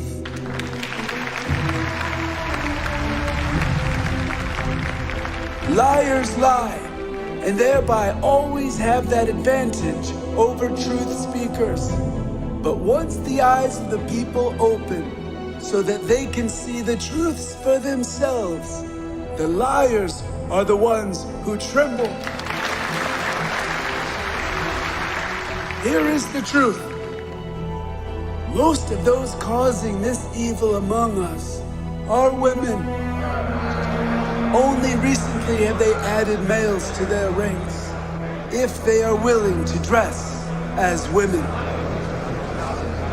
Bacchus, their god, demands that they embrace debauchery. He works them into a frenzy through lack of sleep and excessive wine until they are bereft of their senses. Up until recently, their followers have kept to themselves, private. But now their numbers are growing, and they are flaunting their plans for you and your families openly. If you knew the age at which our males are being initiated by these women, you would pity them. Citizens of Rome, do you feel that young men initiated by these evil women should be allowed into our military? That weapons should be placed in their hands after they have been indoctrinated into the evil that is invading our country? Do you really believe that effeminates can be trusted to fight for the chastity of our wives and children? I would be less alarmed if their evils merely rendered them effeminate, which is still a disgrace to God and men. But I tell you that all our current crime, public lusts, fraud, and violence in our streets and country come from this one source. These may look effeminate, but they are taught the works of violence. Believe me when I tell you that they have not yet put into practice all that they intend to do to our nation and to your family. They are not yet strong enough for their full plans, which are to completely overthrow the state. This is not a conspiracy, but a truth they hide with their mockeries. We have already reached the point where private resources cannot stop them. Only the power of the good citizens that remain of our state, united, can stop them. I repeat, the plan to overturn the sovereign power of our state and its peace is their plan. Hear me. As individuals, these evil people are very afraid of us gathered in a body with a cause for goodness. But when you have scattered to your own houses, they will have their meetings in darkness and plot your destruction through assassination and lying in wait for you one by one.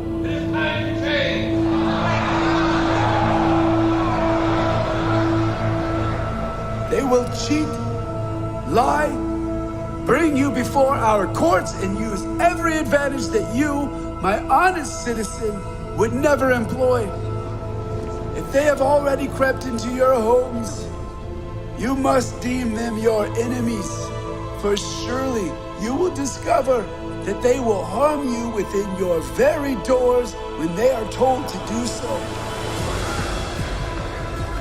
There is nothing more dangerous than stupid religious beliefs and naive citizens.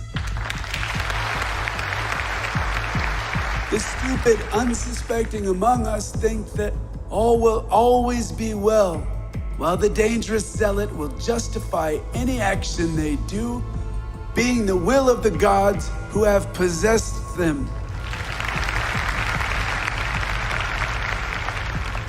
Do not be deceived when you see us break up the Bacchanalia publicly. We are not attacking religious rights, but the very evils our ancestors' gods warned us about, that we may be quick to put down their evil plans before they can destroy our republic. You must use your best efforts to ensure that no riot, fire, or destruction in our streets, no mob rule, be allowed to destroy our national happiness. We must act quickly, as their numbers are growing among our youth. So just what did Posthumus discover? How did he discover it? And what can we learn from it now before 6G makes us even stupider? Stupiderest. And dare of Earth's kind. You can take my word for that. That's the word. I couldn't find it in my head. And what can we learn from it? It's great to learn, because knowledge is power. Since all history is circular, let's not be a square and see what we can learn. But first, a little backstory. Let's explore pubic. No, that's not it, stupid 5G. Posthumus. Yeah, that's right. Let's explore what Posthumus discovered in the world's oldest republic, the Roman Empire. We may have to summarize a few things. Oh, look, a squirrel. But we'll try to get to the facts, mostly despite the radiation. Oh yeah, that was the word. I'm Rocky the Flying Squirrel.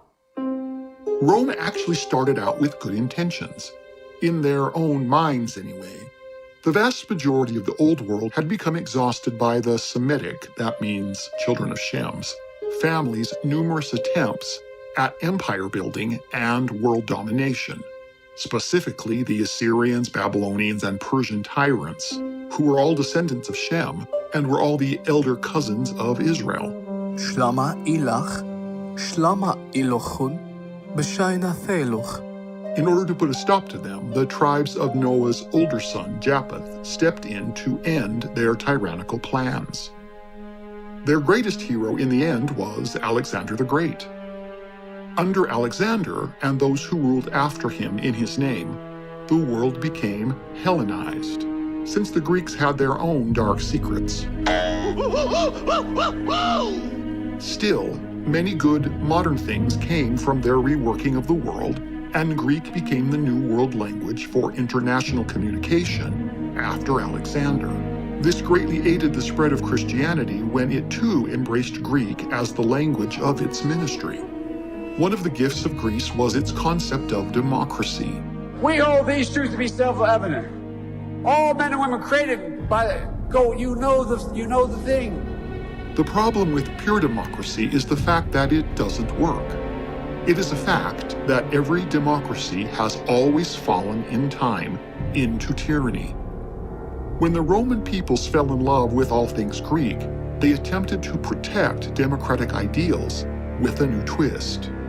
This they called republicanism, meaning that instead of a government where every single person participated and had a direct voice on every single issue every single day, citizens would elect representatives, and these would gather together to conduct state business on behalf of the people they represented, called constituents.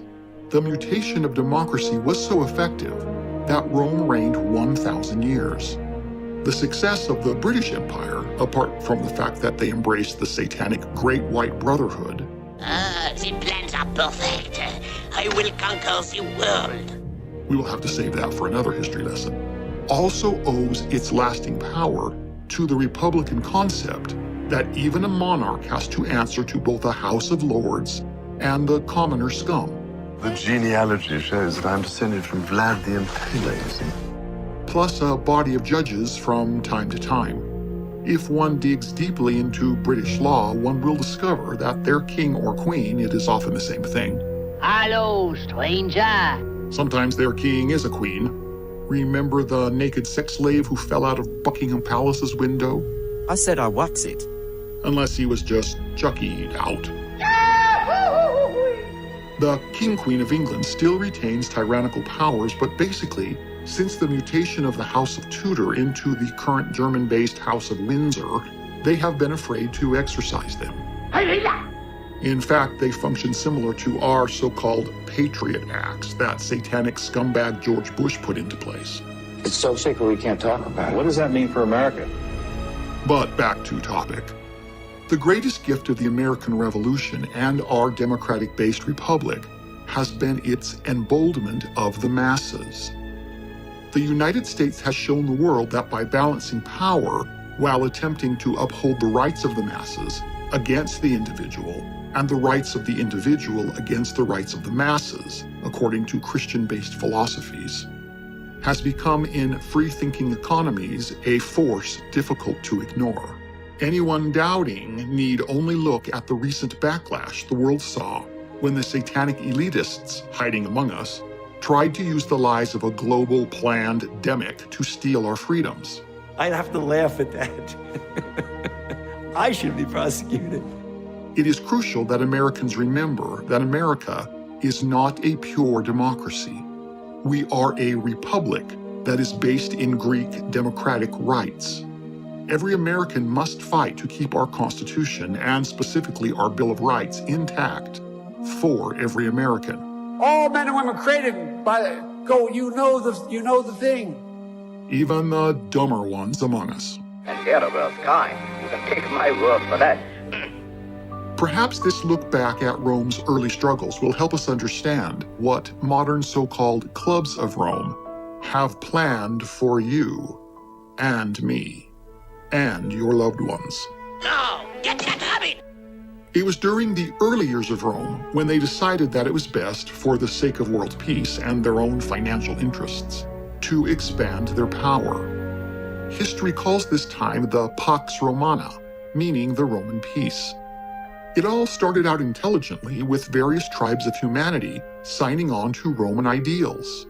It was an early attempt at a United Nations-esque concept. Even the Jews made a pact with Rome at this time, which was called the Jewish League. Rome was going to be the world's policeman, and any nation needing help could join forces with Rome and its House of Lords, which they called the Senate. It all began to fall apart when Julius Caesar decided that he needed to be Rome's pharaoh. It was this direct attack on their democratic republicanism that led to Caesar's murder and the eventual consolidation of power into the hands of an elite class, the children of which still believe it is their right to rule us today. While all non-biblically based societies have their share of Luciferian nonsense. It is another fact of history that once an elite class is established, secret acts of barbaric ritual are always instituted so as to create an ulterior agenda to concentrate the power of the elite and thus live a life of excess on the back of the working masses, who are kept in the dark for as long as possible. It is no lie that today in the United States of America, the leaders of the Democrat Party are the wealthiest, most powerful people in our nation. I'm not that person. These know the historical fact that all pure democracies suffer with mob rule and end in tyranny. This is their plan for you behind secret doors. Remember that it is a satanic trick to accuse your enemy of the very thing that you yourself are doing. It depends upon what the meaning of the word is. This is the direct meaning of being a Master Mehan. This elitist power grab is maintained through blackmail and indebtedness. The United States and much of Europe are in the last throes of this right now. It is encouraging to see the masses open both their eyes. Both eyes are needed to see the demons hiding behind the Bushes, and the Clintons, and the Kenyans too. Yeah, I was not born in Hawaii. I wasn't born in the United States of America. I come from Kenya. Not that there's anything wrong with that. You can smell them by their musk, even if they are the fellers hiding behind the rocks, so to speak. Just like the blast of any warning Trump, knowing the past can help you avoid being a Zuckerberg when you find your hero's shiftingness into the Newsom scum of modern confusion. And my preferred pronouns are he, him, and his, so thank you for sharing yours with me. You have to be careful when it comes to rumors, but it has been so Schumered among the masses. And forewarned is forearmed. And this takes us back to where we started. Here is what Roman Patriot Consul Postumius learned. One of the Roman citizens under his consulship was a young heir in Rome named Publius Ebudius, whose father had been something of a hero among the select cavalry warriors of Rome, but had died. His mother, Durania, had remarried a powerful man named Titus Semopronius Rutilus. Titus hated his stepson, and so he decided to destroy him. But how? He talked his wife, the boy's mother, into helping him initiate the young man into the secret cult of Lucifer, called Bacchus in the Latin tongue at this time. He pressured his new wife to shame her son into agreeing to join the mystery cult of Bacchus, a reincarnation of the Dionysian mysteries which competed with the Eleusinian mysteries, which all connect with our modern study here. His mother told her son that the last time that he had been sick, she had made a solemn, unbreakable vow to the gods that if they healed him, she would initiate him into the secret rites, and that now, since he had recovered, she realized that she had needed to pay her vow or risk the wrath of the gods of Rome upon her head and upon her family. We might call this today manipulation. What could the young man do but agree for his beloved mother's sake? He was told that he had to fast and be sexually pure and possibly drown a piglet in the sea for 10 days. And then he could be taken to the banquet, and then ceremoniously washed and taken to the sacred shrine to learn the deepest mysteries of all. Now, as fate would have it, the young man had fallen in love with the professional prostitute. Them was the olden days. Who had been a sex slave, had been freed, but chose to still prostitute herself out to select clients at a higher price. Her name was Hispala Phaesenia. But as fate would have it, despite her career path, she had fallen in love with the young man in question. He felt the same. Such was their mutual love that they had both seriously considered joining as man and wife, despite her career plans. Thus, when young Publius told her, upon their next get-together, that he was under vow to be sexually unavailable for the next 10 days, she wanted to know why. When Hispala heard the whole story, she screamed in terror. gods forbid! Better for you and me to die rather than that. You should join the cult of Bacchus. She then called down a curse. May the vengeance of the very gods fall upon any and all who plan to do this to you. Your stepfather, and perhaps your mother too, are evil and plan to destroy your virtue, your reputation, and your future prospects, and maybe your very life! The young man was in shock at her extreme reaction. He really loved this woman, and it pained him to see her in such distress over him. He asked her what could possibly be so bad to elicit such cries of terrible grief. What did she know that she was not telling him? A terrible heaviness came over her, and then she cried out a plea to every god and goddess she could name by name. She begged them to forgive her for what she was about to reveal, against the most solemn oaths imaginable. Surely, she cried, that in breaking her solemn vow to keep her eyes wide shut, she had to save her beloved, and that the only way to do that was to break her vow of silence. So, resigned, she told the young man that while she had been enslaved, Minimum wage! she had had no choice but to accompany her owner, her former mistress, to the rites of Bacchus, but that the moment she had been freed, she had promised herself that she would never go back, and that in fact she had never gone back. She said that it was the source of every evil a man or woman could commit. Every young man that was taken there, that she had ever seen, had been tricked and then sacrificed by the priests. These young men couldn't even cry for help because the drums, tambourines, and demonic screeches of the assembly were so loud that it drowned out his cries for help and pleas for mercy. Once again, midsummer sets us free!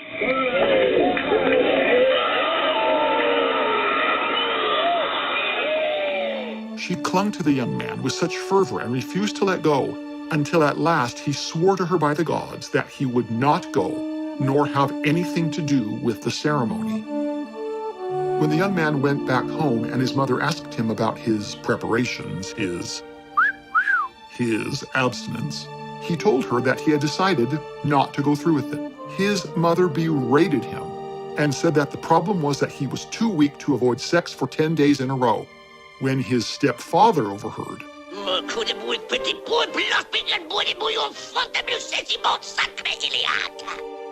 he was furious and he forcefully threw the young man out of the house into the street.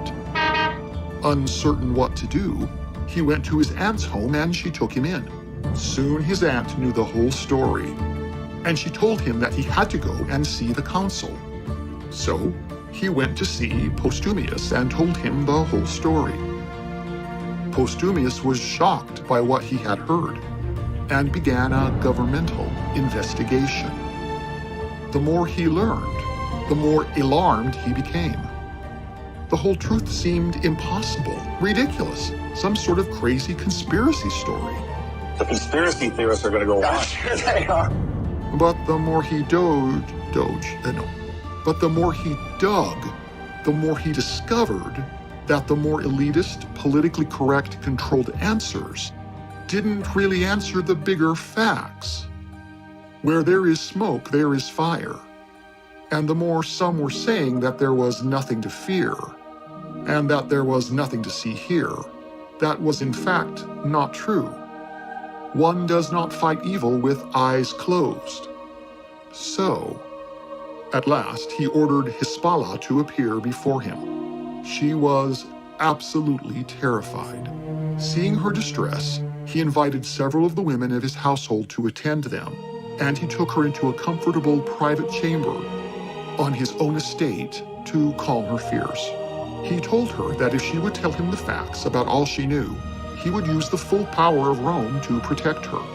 When she realized that she was being asked to reveal the darkest secrets of their deep state, she was so terrified that she literally trembled from head to foot and was incapable of even opening her mouth for a long time. After that long time had passed, since it was clear that she would not be leaving, she calmed down. She said that it was true she was initiated and had been but a girl and a slave, and that it was so long back that she didn't even think she could remember anything. The consul praised her for her honesty in admitting that she had been initiated, and told her to tell him all that she knew. She said that she knew nothing else at all, but when the consul said that if he later came to prove that she was lying, he would guarantee that she would feel the full weight of Roman justice. Then she fell at his feet and begged him to believe her, that she had made the whole thing up just to scare the young man, and that none of it was true. There was no cult. When faced with the truth of the consul's other investigations and other witnesses, she at last admitted that she feared the wrath of the gods, to whom she had been forced to pledge that she would hide their secrets to her death. But she added that even more than that, she knew that if she told what she knew, the members of the occult would see to it that she was literally torn limb from limb with their own bare hands. I'll get you, my pretty.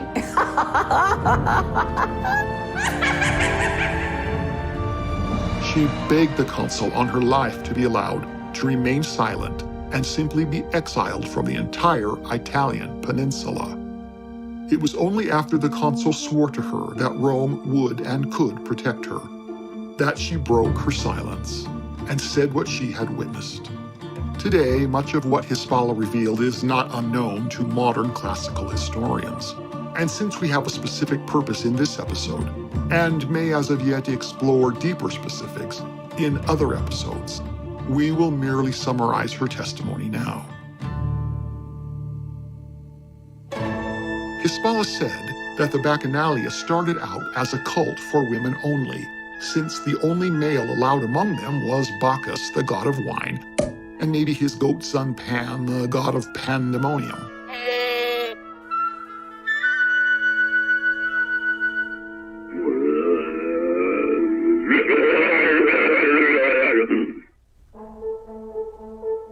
Every year for 3 days, the women would gather on the mountainsides during the day and choose their priestesses in a form of rotation. Ideally, there would be a crone, a woman after menopause, a wife, a female currently married, and a maiden, unmarried, whether she be a virgin or no. Sure, I know. But aren't they all witches inside? But when it became Pacula Annina of Campania's turn, she changed the ceremony. Having no daughters herself, she initiated her sons dressed as women. Hello, stranger. You know Michelle is a transgender. We all know. And she moved the ceremony to nighttime. Then she insisted that the rites be performed monthly over 5 days instead of only once a year. As one can imagine, drunk men and women frolicking in the woods under the cover of darkness soon gave way to Orgyville. 2 by 2 they enter the jungle, and soon they number more. 3 by 3 as well as 4 by 4, women and men.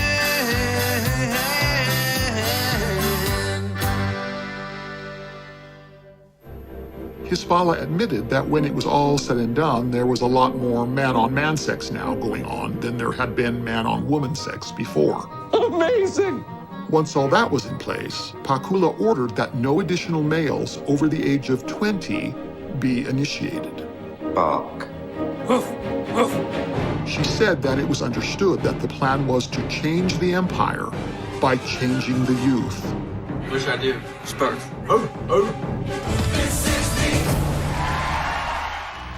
It was not long before any younger man in attendance, unwilling to be used on these nights, was taken and murdered in honor of the gods, before the rest of the group, to keep everyone else in line. Their motto was, "Nothing is forbidden. I am my own god. I bow to nobody but myself." "You are free to do as you wish. Anything you wish. This will be my only law." She said that lots of smoke and so-called magic was also used to make it appear that the gods were behind it all. Hey, Rocky, Watch me pull a rabbit out of my hat. And thereby approved. She said that one such miracle was that men were given lit torches, illuminated by the gods. Drunk on spiked wine, they would run down to the river, prophesy, I say we're going to the lost city of gold. That's just drunk talk. Sweet, beautiful drunk talk. and then plunge their flaming torch into the river.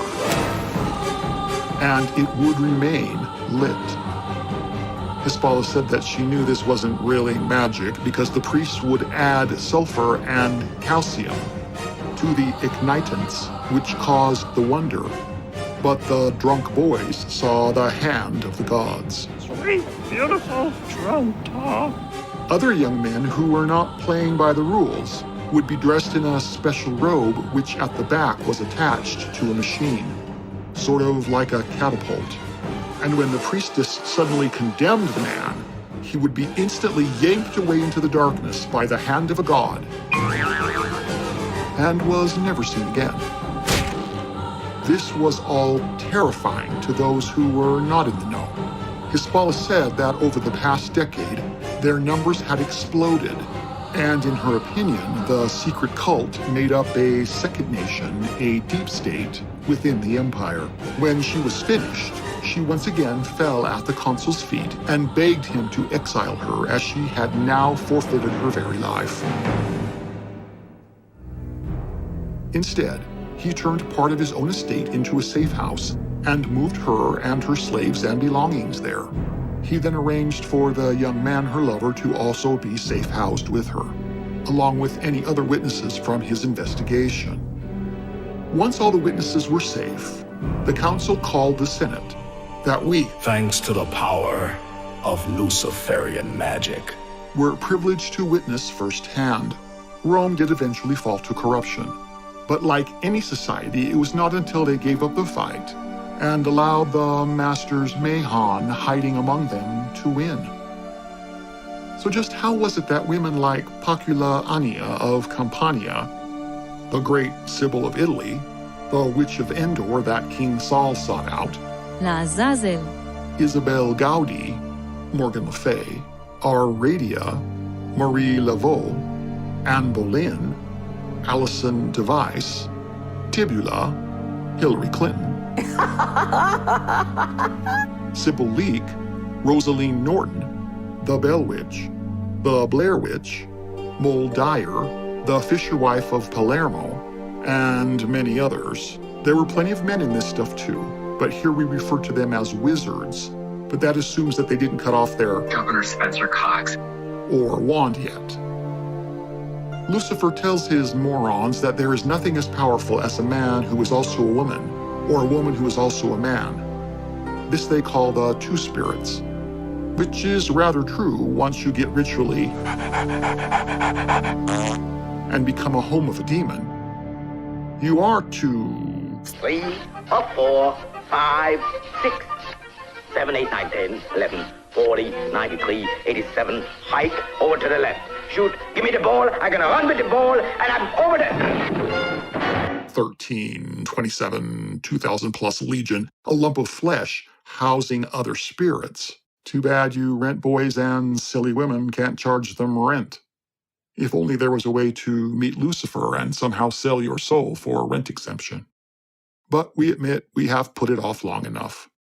Just how is it that these men, women, she-males, big Mike-Ls, witches, popes, priests, senators, musicians, peons, morons, actors, witches, kings, pedophiles, presidents, trannies, boy toys, wizards, and etc., have been able to communicate so effectively with Lucifer, visit hell or Hades, and come back with their brilliant but world-altering plans to change the world, start the UN, invent modern fiat banking, convince others that abortion isn't murder, form a company like PayPal or FedEx, rig an election, invent a pyramid scheme, and basically so effectively destroy our common understanding of humanity and our promised Christ before the day of universal reckoning. Like all Luciferian secrets, it's really not that clever and rather obvious once you understand it. In short, all of these initiates have allowed a doctor in the know to murder them in a controlled setting and then at the last possible moment, medically revive them before permanent brain damage sets in. Of course, we needn't make the joke, but that's Costco's way of saying that now we will make the joke. We hold these truths to be self-evident. That it is highly likely that some of them were revived too late. All men and women created by you know the thing. Once these are dead, they are taken by their assigned demon into the great palace of Lucifer, where they can make their case, plead their cause, make their promises, and pledge him their soul in exchange for anything: money, fame, or power. Okay, if this sounds too much like a Hollywood movie, today's a good day to die. Flatline. 30 seconds to go. Can you recall any specific emotion or sensation? No, but there's something out there. We're running out of time. 300, clear. Nothing. Your hot go again, clear. Nothing, I can't hear anything. Come on, Nelson. Freeze. We lost him. No! Welcome back, man. I'm going next. 2 minutes. 10. Was there anything negative about your experience? This is too weird. We've experienced death. It's back physically. That is not a hallucination, and it is not possible. Oh my God. You withheld information. That's the same as lying. You wouldn't have done it. At least we would have had a choice. Yeah, wake up. Hey, come on, they're your sins. No! Nelson, wait! I thought I paid my dues. Thank you for the nightmare. No! Come on, Joe! Starting CPR. 1,000, 2,000.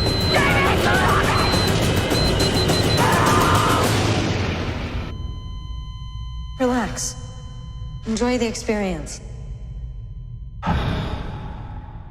Tim, wake up. Dude, I passed out. Just stand up. How long have I been out for? What the? That was like weird weapons. if this sounds too much like a Hollywood movie, stop and listen to me carefully now. Where do you think they have learned all their crap? And why has it always been so consistent? Why are there no new ideas coming out of Hollywood? I personally know the family who took Walt Disney through all this when he wanted to make a deal in the 1940s. But this episode is running longer than intended, so we'll save that for another time.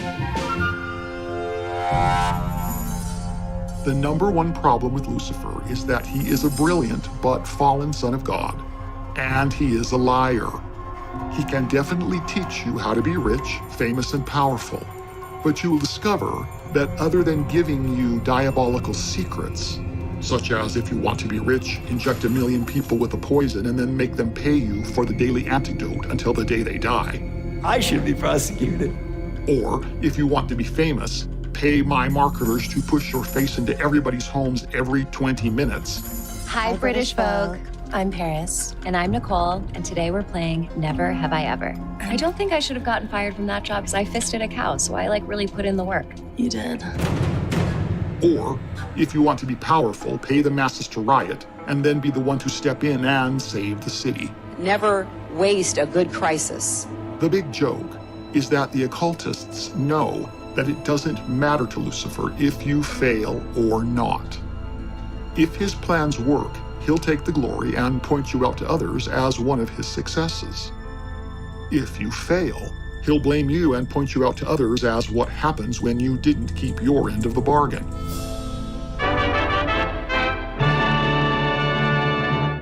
Good afternoon. I'm speaking to you from the England. I should like to ask this gentleman a question or so. First of all, who are you? I'm the devil, and I tempt people, mainly, during the daytime and during the night time. I see. Are you the only devil? Do you have any other partners? I've got a few hobgoblins, sprites, sort of minor evil bodies around the place. Otherwise, very little. They're rather boring. I'm the main devil. I'm the most evil person in the world. What are you, in fact, doing here at this very moment? Being interviewed at the moment. Being interviewed, yes, that's certainly true. But before you were being interviewed, was there anything you were up to at all? I was preparing to be interviewed and getting myself in the frame of mind to talk. There is always another moron waiting in the queue. So go back and fill that in. And then make sure when you fill in the facilitating form listen to me. that you do paragraph. I'm British. I know how to kill. For the next appointment, Johnny Carson was merely a copy of Jack Benny. And even overactor Jim Carrey is just Jerry Lewis in a modern suit. If it works, it works. This too will give way to the next Jimmy, and on and on and on to the end. Hollywood really is a bitch goddess. While the ancients preferred to use drugs to remove one's spirit from their body, the grandest medicine that I can propose is under your nose, a snake in the grass. modern Satanists prefer strangulation. It's easier, and if you're into that sort of thing, you can always hire a hard, sweaty, naked bodybuilder to put you in a headlock. That way, both of you get something out of it. I know I look ridiculous, but it's a living. Once dead, you will have about 9 minutes, Earth time, to make your Luciferian deal in person and sign your forms. Fortunately for you, Hades Standard Time doesn't work like Pacific Standard Time. So within those 9 minutes, you have time to enjoy the various amusement rides, catch up with any former prostitutes or red boys you might have missed, or had murdered, or otherwise just enjoy the various attractions. You will bump into a few annoying Christians there trying to explain to you that there is a less chaotic portion, but you will need some faith in the unseen to go there.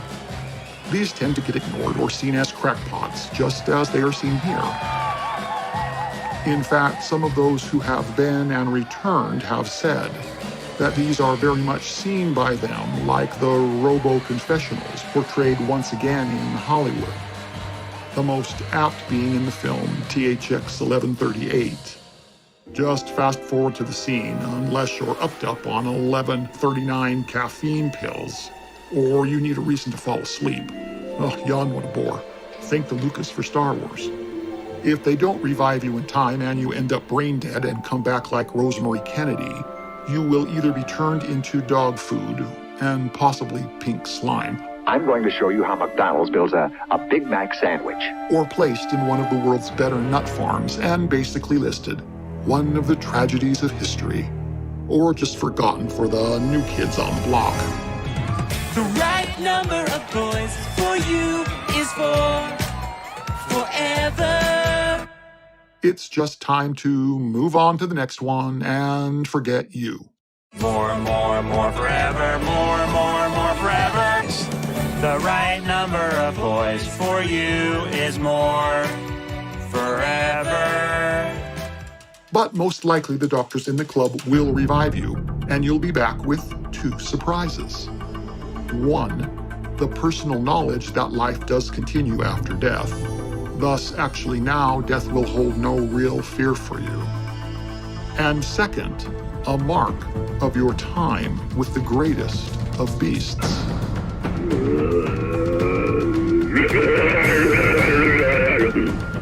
So now, here is one of the dirtiest of secrets, dear listener. Please hear it well. After your return from hell, you will have a very bloodshot eye and nasty bruises surrounding it on your face. If you dare, do an internet search for bruised eyes and celebrities and see what comes up. You might be very surprised at what you see and how many of them there are. You might remember that before our worldwide pandemic, hundreds of Hollywood, politicians, and Vatican types were all suddenly showing up online with this very mark. It was a sign to those in the know.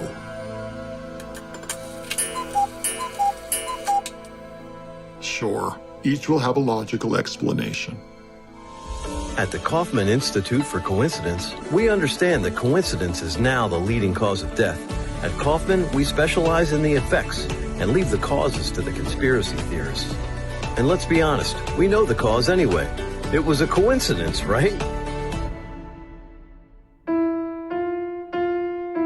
The code that is used in the occult when talking about this ranges from being one eye blind to eyes wide shut.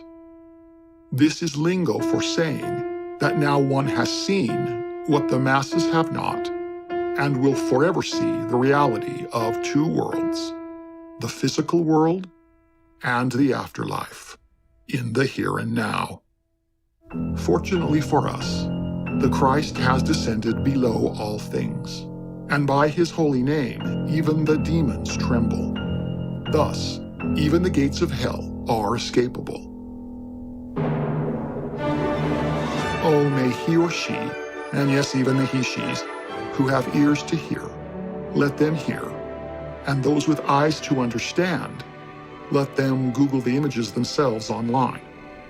Then, if you listen close, even in the night's darkness, you can hear the trump blast, followed by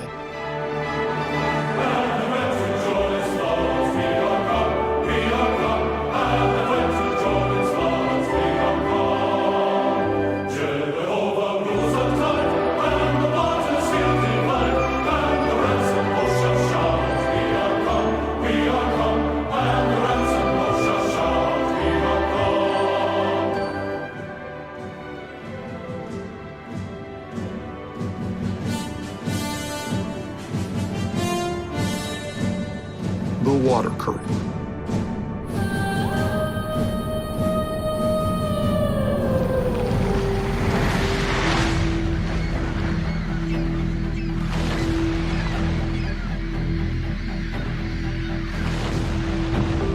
Rationale for fair use of copyrighted items used. Fair use law allows fair use when copyrighted material is being used to make a specific educational, research-based, scholarly, and/or critical comment on the work being used. Oh, sorry. Yeah, there's just one thing wrong, Bullwinkle. Just one? That's a refreshing change. What is it? Oh, this stuff is pretty heavy. And? You shall know the truth, and the truth will set you free. Masters Mahon will continue.